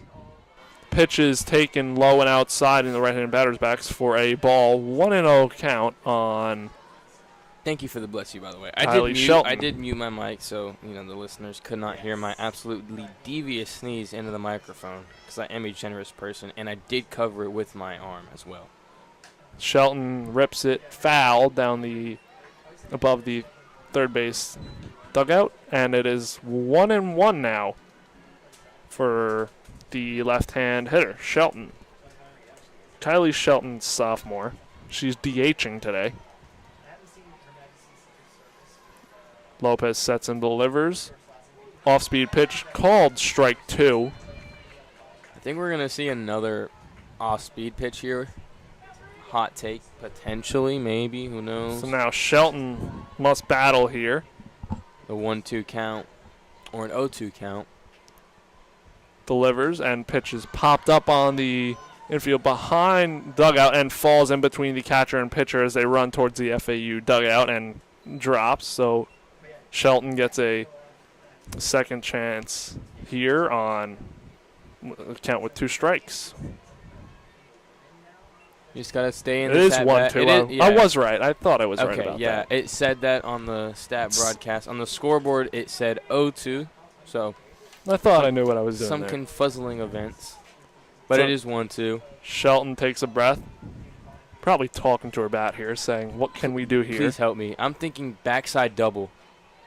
So Lopez sets and delivers. Oh! Swing and a miss. Strike 3. Off-speed pitch. Beautiful pitch. Gets Shelton to chase off the plate. And FAU 2 outs now in the 6th inning. That was almost like a knuckleball. I mean, that was absolutely disgusting. And, I mean, Shelton just swung and missed. She got sorted up there. So now Bella Samino, the first baseman, hit for FAU with 2 outs in the bottom half of the 6th inning. Lopez doing her thing, sets and delivers. Pitch is low and outside. Off-speed pitch called ball. 1-0 count on the first baseman. I can't get over these baby blues. Yeah. These Very powder nice. baby blues, whatever you want to call them. Very nice. Wonder when the other sports at FAU are going to get Lopez throws the ball high and inside. 2-0 count on Samino.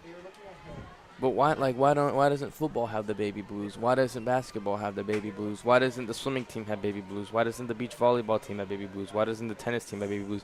Why doesn't the chess club have baby blues? Why doesn't the Fortnite gaming club have baby blues? You know what I mean? They would fit very nice for FAU. His pitch is sent out to right field. Right fielder backs up. That is Malvin, who makes a catch for the 3rd out. We will head to the 7th inning here on opening day, all knotted up. And if FAU's going to win this game, it's going to be a walk-off. So should be interesting to see what happens here as we head to the 7th inning, tied up at 2. Unless we see a mass ejection from the Ole Miss Rebels, and they get ejected. Every single player and coach gets ejected. Then it will be a FAU win by disqualification, but I'm not sure how many times that's happened, and it probably won't happen. Yes, it would be, but we're going to take a quick break here on FAU Owl Radio as we head to the 7th inning, all tied up at 2. FAU versus Ole Miss in the Paradise Classic.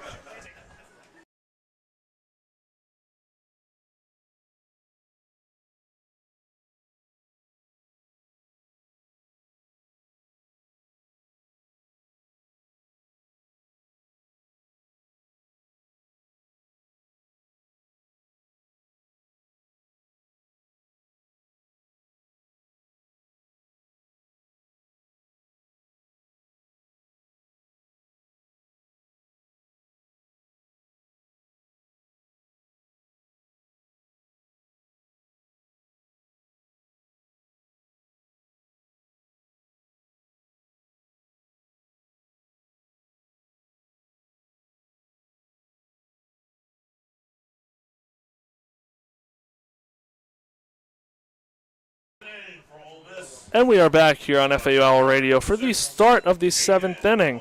The leadoff hitter, Jaden Pone, will be stepping up to the plate, the lefty for Ole Miss. She is 2 for 2 on the day, and the pitcher is still Ainsley Lambert for FAU. 7th inning here, all tied up at 2. Corners in for FAU. Pitch taken down the middle for a strike. 0-1 count on the lefty Pone. Like you said, Pone 2 for 2. That's what leadoffs are made for, trying to get a late comeback here. Well, not really a comeback. They've already managed that to tie it all up, but trying to get a late lead here would be their first of the game. First and third way in, bunt fouled behind the catcher. 0-2 count.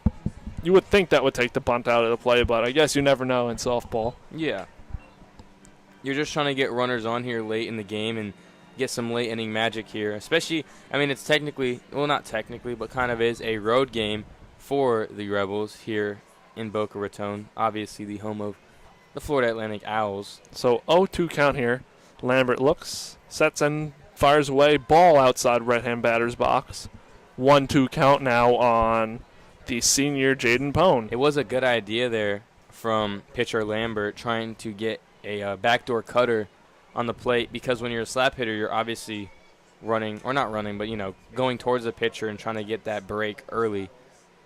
Jaden Pone taps the ball right back to the pitcher Lambert, who fires over to first for the out. 1 out away here in the first inning. Ainsley Lambert, nice PFP right there, pitcher's fielding practice, and gets out of Pone at first, who was moving down the line very quickly. So now up for the Ole Miss Rebels is the center fielder, Ashton Lansdell. Ashton Lansdell is 0 for 2 on the day with a walk. The right-hand hitter. Lambert threw an inning and a third, has only allowed 1 hit. No strikeouts and no walks. Bunch of putouts. Lambert delivers. Pitch is popped up on the infield first baseman. And that'll be another one. Semino is under for the easy out. 2 away here in the top half of the 7th inning, and Lambert is sitting him down here ever since she came into the game in the 6th. Where I come from, we call that one a can of corn. That short little pop-up. Can of corn. So now the 3-hole hitter is up for the Ole Miss Rebels, and that is Elia Binford, the Baylor transfer. Pitch is popped up just over our heads and fouled into, looks like, the parking lot. And 0-1 count on the 3-hole hitter. Lambert making quick work of these Rebels hitters, trying to get it to a spot where FAU can take the opening day win home. Yeah, but they've got another one shortly after yes, this they one. do, So Brayden. Yes, they do. there is no rest for the wicked. Lambert delivers. Pitch is fouled off once again into the net behind home plate. 0-2 count. Lambert likes what she sees, nods towards her catcher. Chloe Yates, the catcher. They're on the same page right now. Kansas fans filing in for the next one, which is set to go at 7. Lambert's been pretty efficient, too. Only 15 pitches through an inning and 2/3. Exactly what you want to see. Lambert sets fires. Swing and a miss, strike 3. Lambert gets out of the inning and is pumped up. FAU now comes up with a chance to win this home opener. Tied up at 2-2. We will come back right here for the bottom half of the 7th inning on FAU Owl Radio.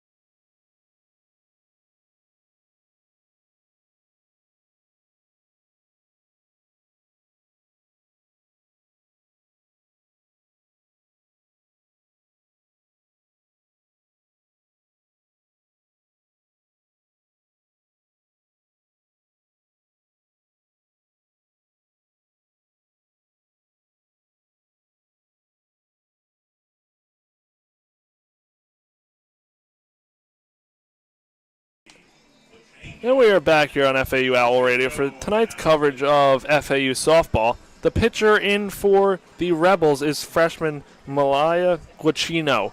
She is a freshman right-hander. She started the game against Clemson, in which they won 3-2. And leading off the bottom half of the seventh inning for FAU is the right fielder Bella Ferran, trying to set the table for this offense and look to win this game. Bella Ferran stands in the left-hand batter's box to face the righty Guicino. Yeah, Guicino, I believe, went 3 2/3 innings with no runs against Clemson, who is a ranked team. Guicino sets and fires. Pitch taken for a strike, catches the outside corner. 0-1 count on Ferran. Top of the order is due up next. Top of the order is certainly looming as the sun sets here tonight in Boca Raton. Ferran looks at a pitch just outside. Ball. 1-1 count now on the 9-hole hitter for FAU. Are we going to see a walk-off? Well, hopefully we do for FAU. Are we going to see a walk-off? We got to find out. It's probably not going to come from Bella Ferran, but you never know. Bella Ferran slaps the ball foul behind home plate. 1-2 count now on the 9-hole hitter. Bella Ferran is 1 for 2 on the day.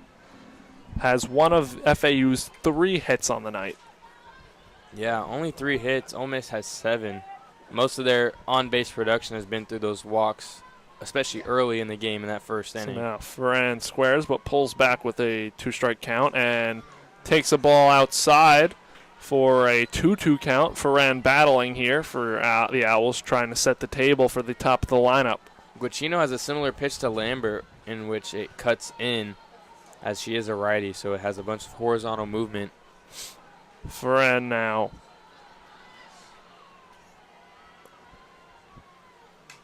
Fouls another ball off. Back Good net. Fight. Good fight. Good fight. 2-2 count for Bella Ferran against the freshman Malaya Guicino. Ole Miss has left 7 on base on their side. Florida Atlantic has left their fair share on base too with 6. But it's been a relatively clean game, no errors, which is nice to see. We've seen a bunch of defensive flashes too, especially from the Rebels. Guicino sets and delivers. Swung and missed in the dirt. Catcher makes the play. That is Lexi Brady over to first for the drop third strike put out. And FAU has 2 outs remaining here in the 7th inning with still looking to do something as it turns over to the top of the lineup. And that'll be the second baseman, Destiny Johns, who's 0 for 2 today. Could very well see extra innings here in the FAU season opener, which would be a very interesting way to start off the season, especially when you have a doubleheader literally right after this against another good opponent in Kansas. Guicino sets and fires to Johns, who fouls the ball off into the back screen. 0-1 count on the leadoff hitter of the Owls. Destiny Johns looking to set the lineup for the meat of this order here. Yeah, and we've seen a bunch of aggressive base running, so if she gets on first base, I almost guarantee she's going to be stealing second as well. Guicino sets and fires. Pitch is fouled off once again on the back net. 0-2 count on the leadoff hitter of the Owls. We've seen straight cut fastballs here from Guicino, and the Owls just haven't been able to catch up to it. That's back-to-back foul balls that Johns is late on, so I'd like to see her turn on one here. It is an 0-2 count, however. Guicino sets on the rubber. Johns looks at Guicino. Rips a ball just foul along the first base side. Just out of the reach of the first baseman, Yamas, as well. So Johns with a good swing on an 0-2 count and definitely fighting here to stay out of a strikeout. And that was on an off-speed low and in, too. Somehow got her hands to that one and almost stayed fair. Still 0-2, though, so you're going to have to work a amazing at-bat here. Try to get a hit. Center fielders line up a little bit to the left, so it's a little bit open out there. And fires. John slaps the ball at third base. Play made by Binford for the out, and FAU is down to their final out here. Tied 2-2 in the bottom of the 7th inning. Kylie Hammonds will step into the box, the lefty. 0 for 2 on the day. Kylie Hammonds, a sophomore. Only had 1 home run last year, so it's not out of the realm of possibility, but we'll see what happens here. You just go one hit at a time, one pitch at a time, one at-bat at a time, in situations like this.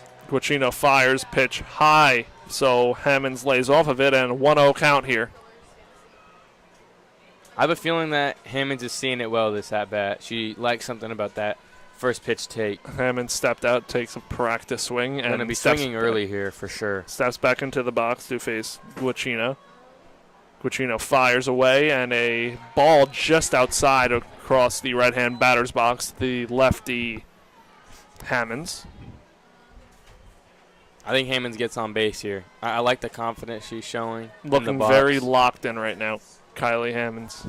Even though she's 0 for 2, she's still locked in. I like that. Kylie Hammonds takes hit. A pitch off the wrist, it looks like, for a... It's off the elbow. Elbow guard. That's why you wear them. That's why you wear the Evo Shield elbow guards, you know. They do work, and they are very hard. So Pause. Hammonds gets on, and FAU has a runner on to work with here with the 3-hole hitter, Jessiana Mora, the junior, who hit .393 last year. So big spot for her. Definitely puts the ball in play.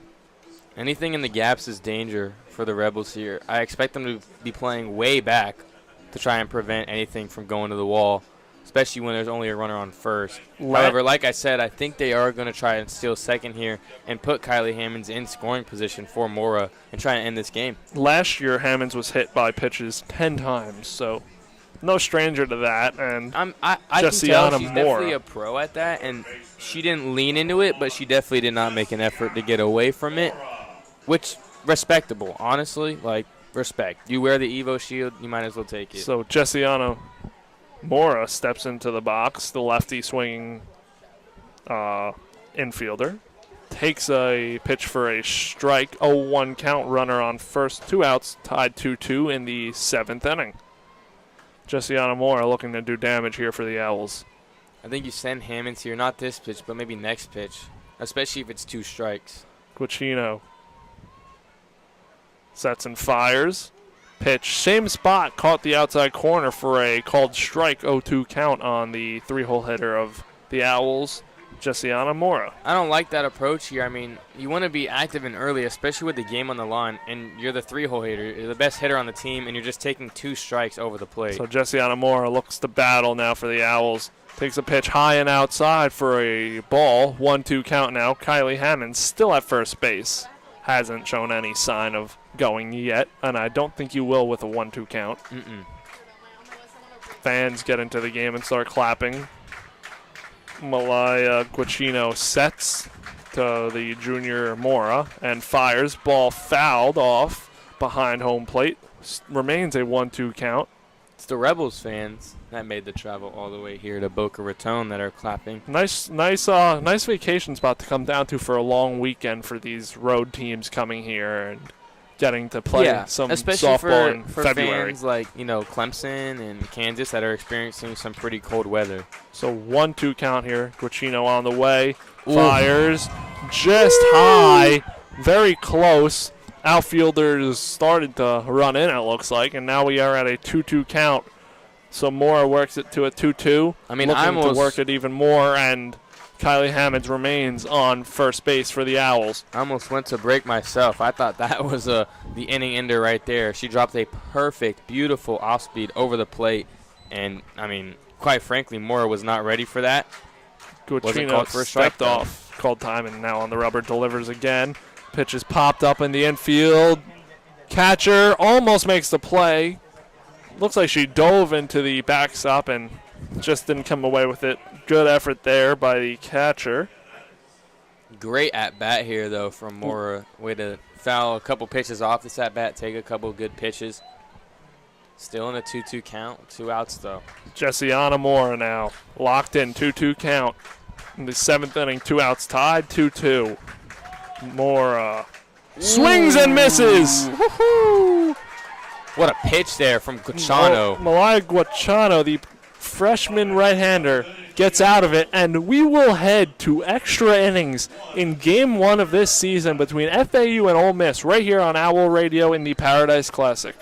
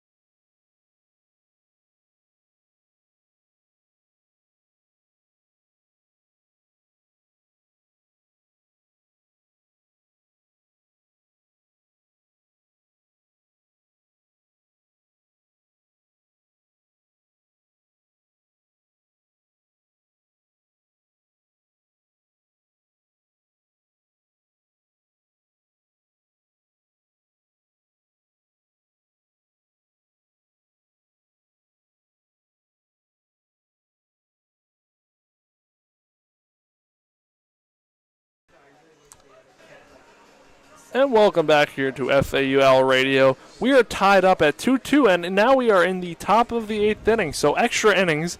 And it's the same rules as Major League Baseball, so a runner will start on second. So it's going to be interesting to see. Actually, Major League Baseball doesn't do that until the playoffs. No, they do it all the way, and they stop. Oh, they stop at the playoffs. That is right. They don't do it in the playoffs. That is correct. You know what? My bad. I have L-ball knowledge. So the cleanup hitter, Taylor Roman, the transfer from Louisiana, steps into the plate. Lambert delivers. Beautiful pitch, chased outside by Roman. And you can really work off that pitch now that Roman chased outside. It expands the entire zone. So 0-1 count here. Ainsley Lambert still in for the Owls against Taylor Roman, the cleanup hitter. Fouls a ball off into the back of the net, and it is quickly an 0-2 count on the 4-hole hitter. Same location, too, and she swings at it again. I wouldn't be surprised if she throws a dropper in there, try to get her to chase low. Lambert, automatic here, throwing strikes, locked in. She is a senior, so I think that's what you'd expect here. Yeah, Lambert good veteran rocks, presence late here. sets and delivers. Pitch is rolled over to the shortstop, Chanel, who fires to first for the out, and the runner remains at second base. So big out for FAU, as you got to keep the runner at second, and you don't want the runner to advance to third with less than one out, or else you'd be in some trouble. But FAU does a great job there of doing that. It was the same pitch 3 times in a row, same spot. I mean, props for the accuracy, but Roman, you got to just lay off of one of them, I feel like, or at least try to go the other way with it. She tried to pull that one, and that just didn't work. Slow roller to Chanel, the shortstop. Easy play. Now there's one out in extras. So now Grace Thompson, the pinch hitter for Ole Miss, the lefty swinger, will pinch hit for the catcher.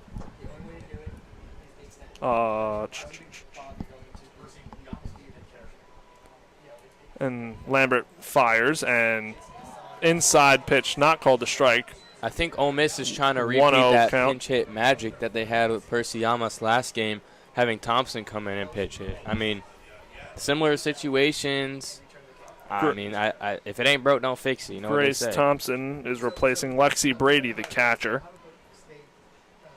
Lambert sets and fires, catches the corner for a strike. 1-1 count now on the sophomore catcher.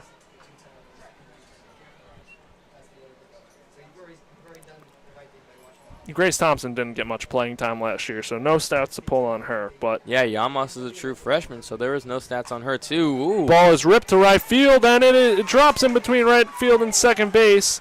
Runner advances to third, so a pinch hit single for Grace Thompson, and Ole Miss is in business with runners on the corner and one away here in the top half of the 8th inning.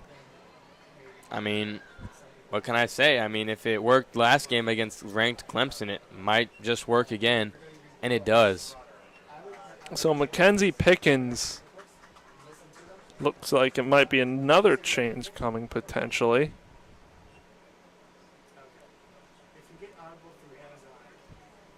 Ole Miss coach is talking with the Alms as well as the FAU coach. Grace Thompson, a 5'8" sophomore from Texas. A lot of Texans on this Ole Miss roster. So Taylor Strain, the senior, will pinch run at first base for Grace Thompson as FAU looks at as Ole Miss looks at a little speed to the bases.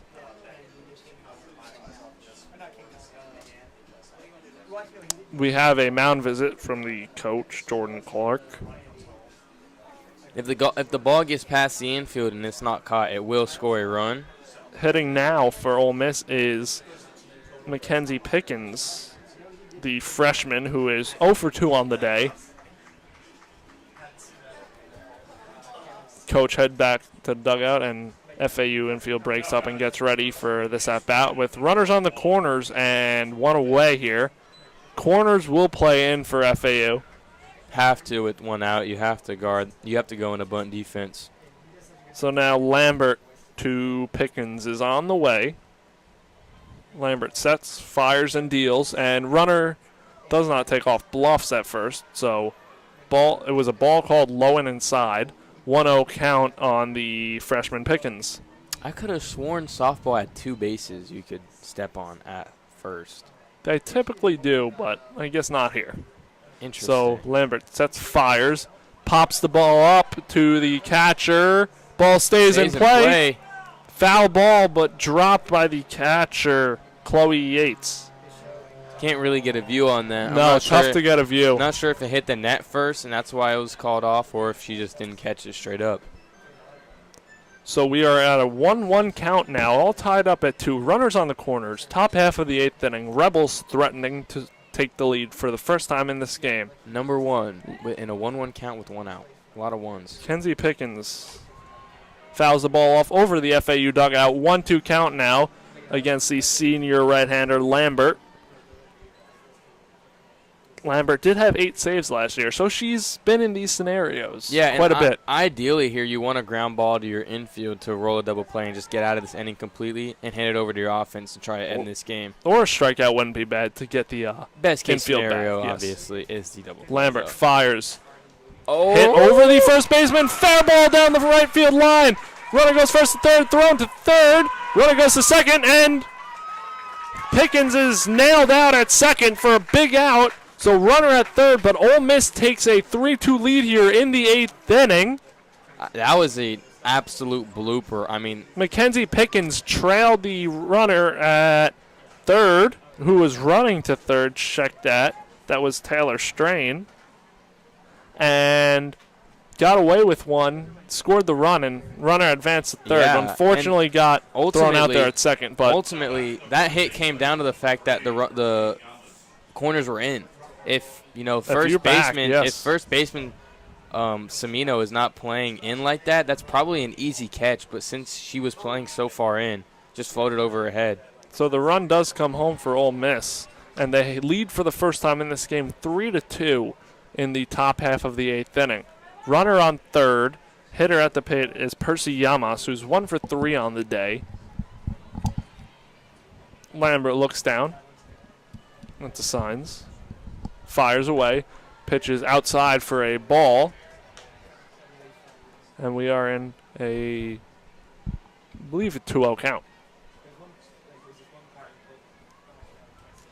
So, Brayden, what do you think FAU's got to do? Obviously, you got to get out of this, and you do have a runner starting off the inning at second as Lambert fires a ball outside. Yeah, I mean, you do have 4, 5, 6 due up, so like pretty much your best couple hitters due up. Both Gibson and Chanel have an RBI as well, and Yates has a hit. So, I mean, I'm pretty confident in their ability to get on base, but like I said, they have to do it. They have to get on base. And the pitch is ripped up the middle, and another run comes in. Percy Yamas rips the ball up the middle for an RBI single, and Ole Miss gets the huge 2-run lead. The clutch true freshman continues. Percy Yamas hadn't had an at-bat until earlier today against Clemson where she hit a 3-run home run. And today, she's now 2 for 4 and has a clutch insurance RBI, which extends the Ole Miss lead to 2. It's always key to get 2 runs when you start off an extra inning with runner on second, because 2 runs makes it a home run game to start off, as opposed to needing just 1 run to tie it up. Yeah, and in extra innings, typically you can almost be guaranteed a run if you just bunt twice. And now this takes some away from strategy if you're FAU, because now you can't just bunt the one runner over and sacrifice a at-bat, because now you need the at-bat down 2 runs here in the 8th inning. And I feel like it all comes back. I'm still very surprised by their lack of aggression on the bases, even though obviously we saw they didn't end up getting a hit and hitting them in. It doesn't really matter. That base running aggression makes the pitcher more worrisome and cautious when they're pitching, and it can almost affect their mindset heading into the at-bat. So we're paused here as pinch runner comes out for Ole Miss, and that is number 8 freshman Tate Davis in place of Percy Yamas.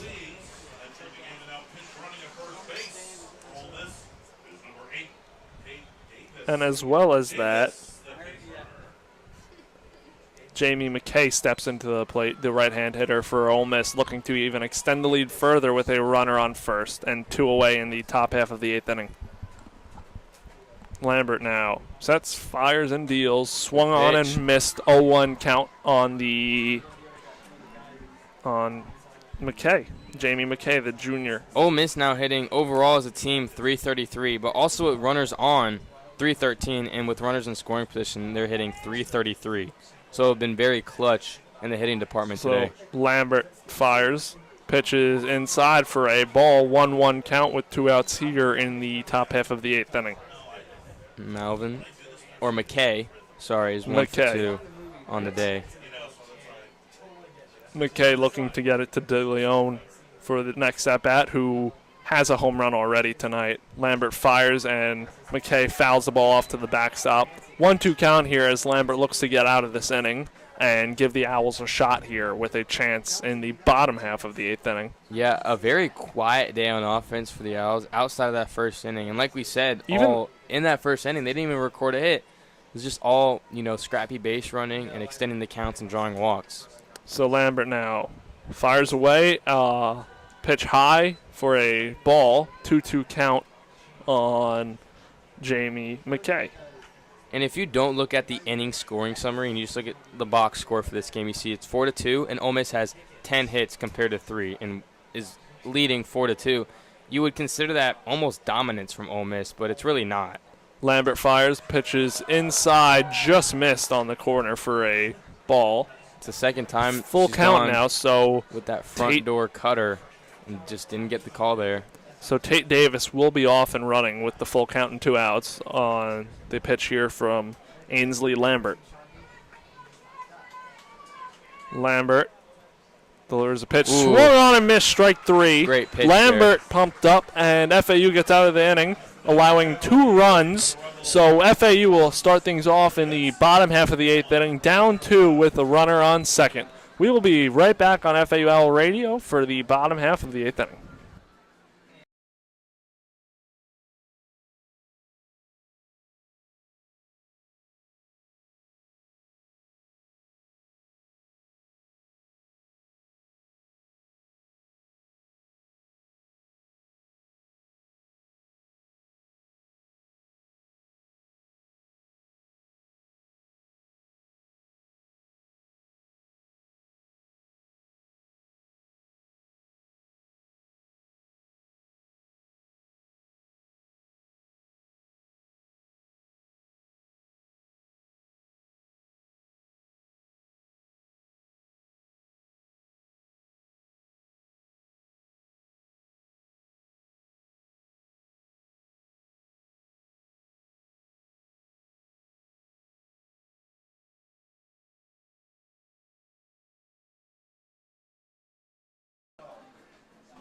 Welcome back to FAU Owl Radio. I'm Chris Talt, joined alongside Brayden, Pyle, and Ole Miss leads this one in extra innings, 4-2. FAU will send the runner to second base, and the leadoff hitter for the inning will be Ciara Gibson. She is 0 for 3 on the day. Backs against the wall here. You just got to take it a pitch at a time, 1 at bat at a time, and 1 hit at a time, 1 base run at a time. All that. You just have to be patient. Most of the times, a lot of times, honestly, we see that teams just get so antsy in extra innings and late in games, especially when they're trailing. You just got to ease the nerves and calm yourself down and just tell yourself it's just one. It's an extra at bat. It's an extra at bat, a chance to boost your stats. Malaya Guicino will still be in for the Rebels, and the runner at second base for FAU is Jessiana Mora. Any other at bat, it's just an ordinary at bat. That's what you got to tell yourself. So Guicino steps off the rubber, calls time. If you're Gibson here, I would love to see her rip one down, either the third base or the first base line, or even bloop one since they're playing corners in. So Guicino sets and deals. Gibson fouls it off into the net. Good piece of contact there for a pitch, and it is now gas there from Guicino too. Now it is 0-1 on Gibson. Guicino pitched that 7th inning. Obviously pitched the game earlier today where she threw 3 2/3 innings with no runs allowed and has 2 Ks already and only 3 at-bats, 3 batters faced. Guicino deals the 0-1 high and outside for a ball. 1-1 count on Ciara Gibson, the sophomore. And it's pitch black out now. Sun is completely set. It's a nice night. I can't really feel the temperature. Let me get a quick feel. 76. I would say it's 76 outside. Guccino sets, fires, deals. Pitch is Great outside for a ball. Great take by Ciara Gibson. 0 for 3 on the day, but seeing the ball well so far in this at-bat. 2-1 count on number 24. Yeah, and this is what you need to do. Get ahead in the count, now in a hitter's count, 2-1. In a clutch spot here. Chance to tie or continue this ball game. Pitch outside for a ball. 3-1 count now on the 4-hole hitter Gibson, and FAU could get the tying run to first base and the winning run to the plate here with a chance in the bottom half of the 8th inning. You just got to stay locked in if you're Ciara Gibson. Don't change up anything. Just keep doing what you're doing, and you'll be rewarded. 3-1 is on the way from Guccino. Pitches a outside for a ball 4, and Gibson gets on base. Runners on first and second for FAU. No outs, and Kylie Chanel, the right-hander, will come up to the plate for FAU. The shortstop, she's 0 for 3 tonight as well. Yeah, another hitless owl, but, I mean, we just saw a hitless owl get on base in a clutch at-bat. And you kind of have to wonder, if you're the Rebels, is Guccino getting tired? We obviously saw her pitch that first game, like I've said, like 4 times already. So Guccino fires, pitches, ripped down the line, down the third base line, and just foul from Kylie Chanel. That was runners were off and running. Good piece dangerous. Of contact. That would have tied the game up, guaranteed. That would have gotten in the corner, and I mean, at least scored at least one, like I said, and gotten the other runner to third. A good rip there from the shortstop Chanel. And that's a warning shot if you're Guccino. You got to take that and be like, all right, I might have to change up my game plan here pitch-wise. Now Guccino looks in, sets, fires, deals, swung on, missed, off-speed pitch, 0-2 count now on Chanel. A great off-speed pitch. Chanel tried to sit back and, wait on that pitch, but just couldn't, got too antsy. Now on an 0-2 count. 0-2 count on the right-hand hitter, shortstop from FAU. Guccino rocks and deals. Ground ball to third. Steps on third for the out. Bounced over. Thrown away. Ball goes away. Past first baseman. Runners on second and third now with 1 out. Ole Miss does get an out there as they stepped on third for the force, but Binford threw it away. Short hopped the first baseman, Yamas, and FAU has a chance here with runners on second and third and 1 out.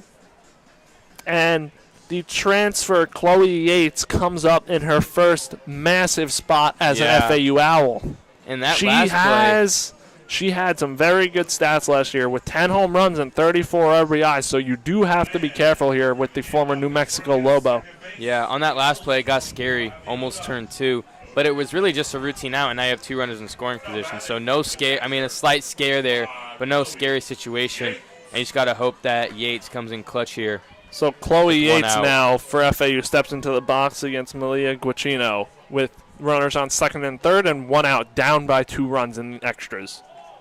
Guccino fires a strike inside. Looked like it was more inside than on the plate, but called the strike anyway. So 0-1 count for Yates. It did cut back in over the plate, and I feel like if you're Yates, you have to be aggressive early. You can't let the pitcher dominate this at-bat here, especially with runners in scoring position. Now an 0-1 count on Yates as Guccino sets, fires, and pitches inside, almost the same exact spot, but called the ball. So 1-1 count here on number 25, the 6-hole hitter, Yates. Yates for getting worked inside FAU here, so you got to be worrisome of that and just wary and try to get your hands around that if that pitch does come along your path again.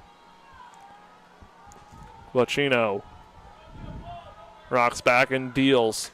Pitch is sawed off and blooped into center field. FAU brings in a run. Yates with the RBI single, and FAU trails 4-3 with 1 out here in the 8th inning. Yates gets on the corners now for FAU with a chance to now tie up this game with 1 out in the bottom half of the 8th inning. Now, I got to say here, first and third, and usually in a clutch spot, I saw this a lot throughout high school. You would steal second, and you would read the catcher. If they threw it to second, runner at third goes home. First and third plays here. Do you think they go for it? I mean, Yates is getting pitch run for. She is getting pinch ran for. At the Division I level, I don't necessarily think so, because high school baseball, it's a little different where these players out here are Division I athletes, and I'm sure they can perfectly execute it. I think you could see the aggressiveness but here's the here. thing. We see it in the MLB. Yes. We just don't see the runner from third scoring. We see it at all levels. It just doesn't usually score a run. It results in a stolen base. So I think it would be the smart thing to do here. You get the pinch runner in, and you get the same exact scenario that you just were in, and you can win the game easily with a single up the middle anywhere. Yes, you can. So if you're FAU, you're definitely confident. You know that grounder to the third looked scary. It was almost a double play, but they got away. Luckily caught a break and thrown away. And they ended up with 2 runners in scoring position.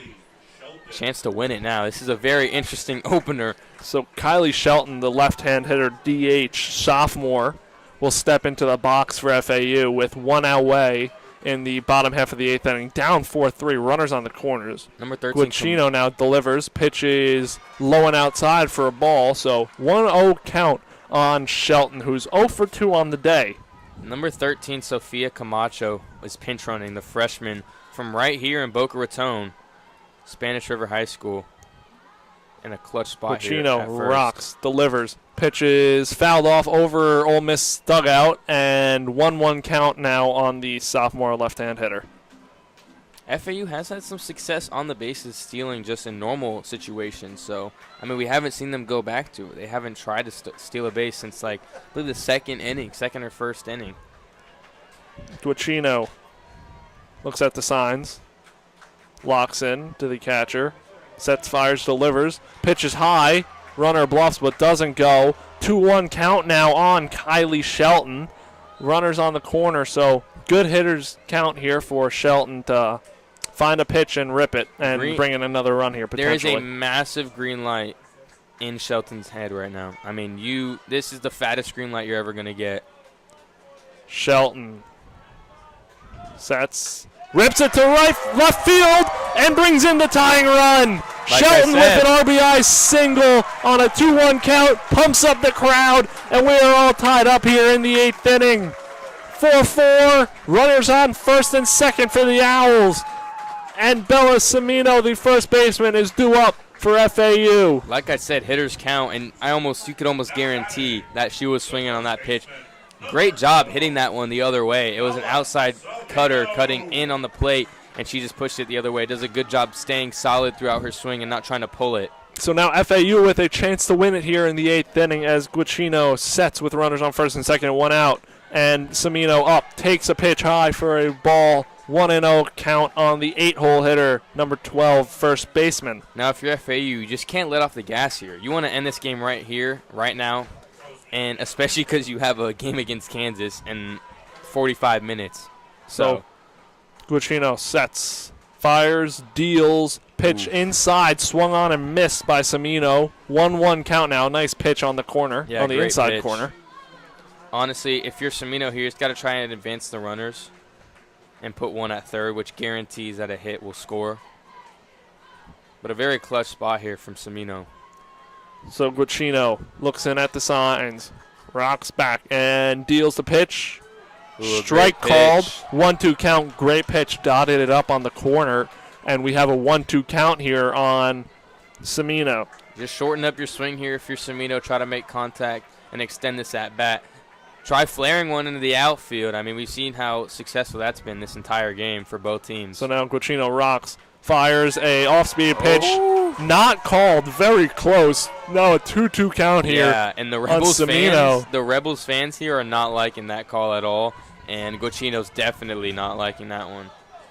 But it's 2-2 count. You have another pitch. Guicino now. How does she recover off of that pitch? 1 out. Runners on first and second. Guicino deals. Pitch. Called strike 3. Little payback call for the missed call, it looked like, on the previous pitch. So we're tied up 4-4 with 2 outs now in the bottom half of the 8th inning. And runners on first and second. Now the 9-hole hitter, Bella Ferran, will come up, who is 1 for 3 on the day for FAU. She had a strikeout looking in the 7th. So Ferran now in the batter's box, the lefty. Lefty slap hitter, swings and misses over the first pitch. 0-1 count, gets blown by Elia Guicino's fastball.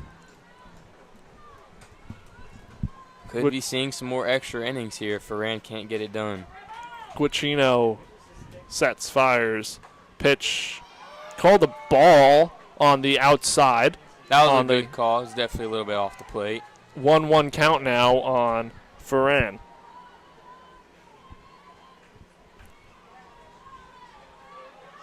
Ferran squares, as she has all game, pulls it back, and swings over the third baseman's head. Runner comes home. FAU is going to win this game in the 8th inning. Wow. A walk-off double from Bella Ferran, and FAU wins the opening game of the season 5-4 in the 8th inning. Wow. I mean, just wow. What a swing by Bella Ferran in a 1-1 count, or a 1-2 count, 2-strike count. Slap hits it the other way, and it was over from the moment it hit the ground. What a game to open up the season for the Owls. How about that comeback in the 8th inning? You're down 4-2. You've given up 4 consecutive runs over the length of the game, and you lock in there and come back and score 3 runs in the 8th inning to beat an SEC team in Ole Miss. Yeah, and I believe 3 hits in this 8th inning. That matched their whole complete game. polar opposite from their first scoring inning, which was in the first. All walks, scored runs. I'm in shock. I really thought that they were not fully out of it, but it was a slim chance there, down 4-2, but they just marched back. That just shows the fight that this Owls team has, and it looks like they're trying to repeat in that AAC tournament. So a good win from FAU here. Obviously some negatives, some positives. Didn't get hitting until this last inning, but FAU comes away with a big victory over Ole Miss, 5-4 in extra innings, and we're going to be coming back here. My partner Brayden is coming back here for Game 2 against Kansas, as I am heading out, unfortunately. So next game is FAU versus Kansas. Kansas is coming off of a loss versus Clemson. Yeah, and we saw that FAU one. obviously right here coming off of a win against Ole Miss, who Ole Miss previously just beat ranked Clemson. So and a lot of these teams are beating up on each other today. Yeah, and a lot of back and forth. It's good to see the back and forth action. And for FAU Owl Radio and FAU Softball, I'm Chris Talt, joined alongside Brayden Pyle, and we're going to be back. Brayden's going to be back in a little bit for the start of Game 2 between the Kansas Jayhawks and the FAU Owls.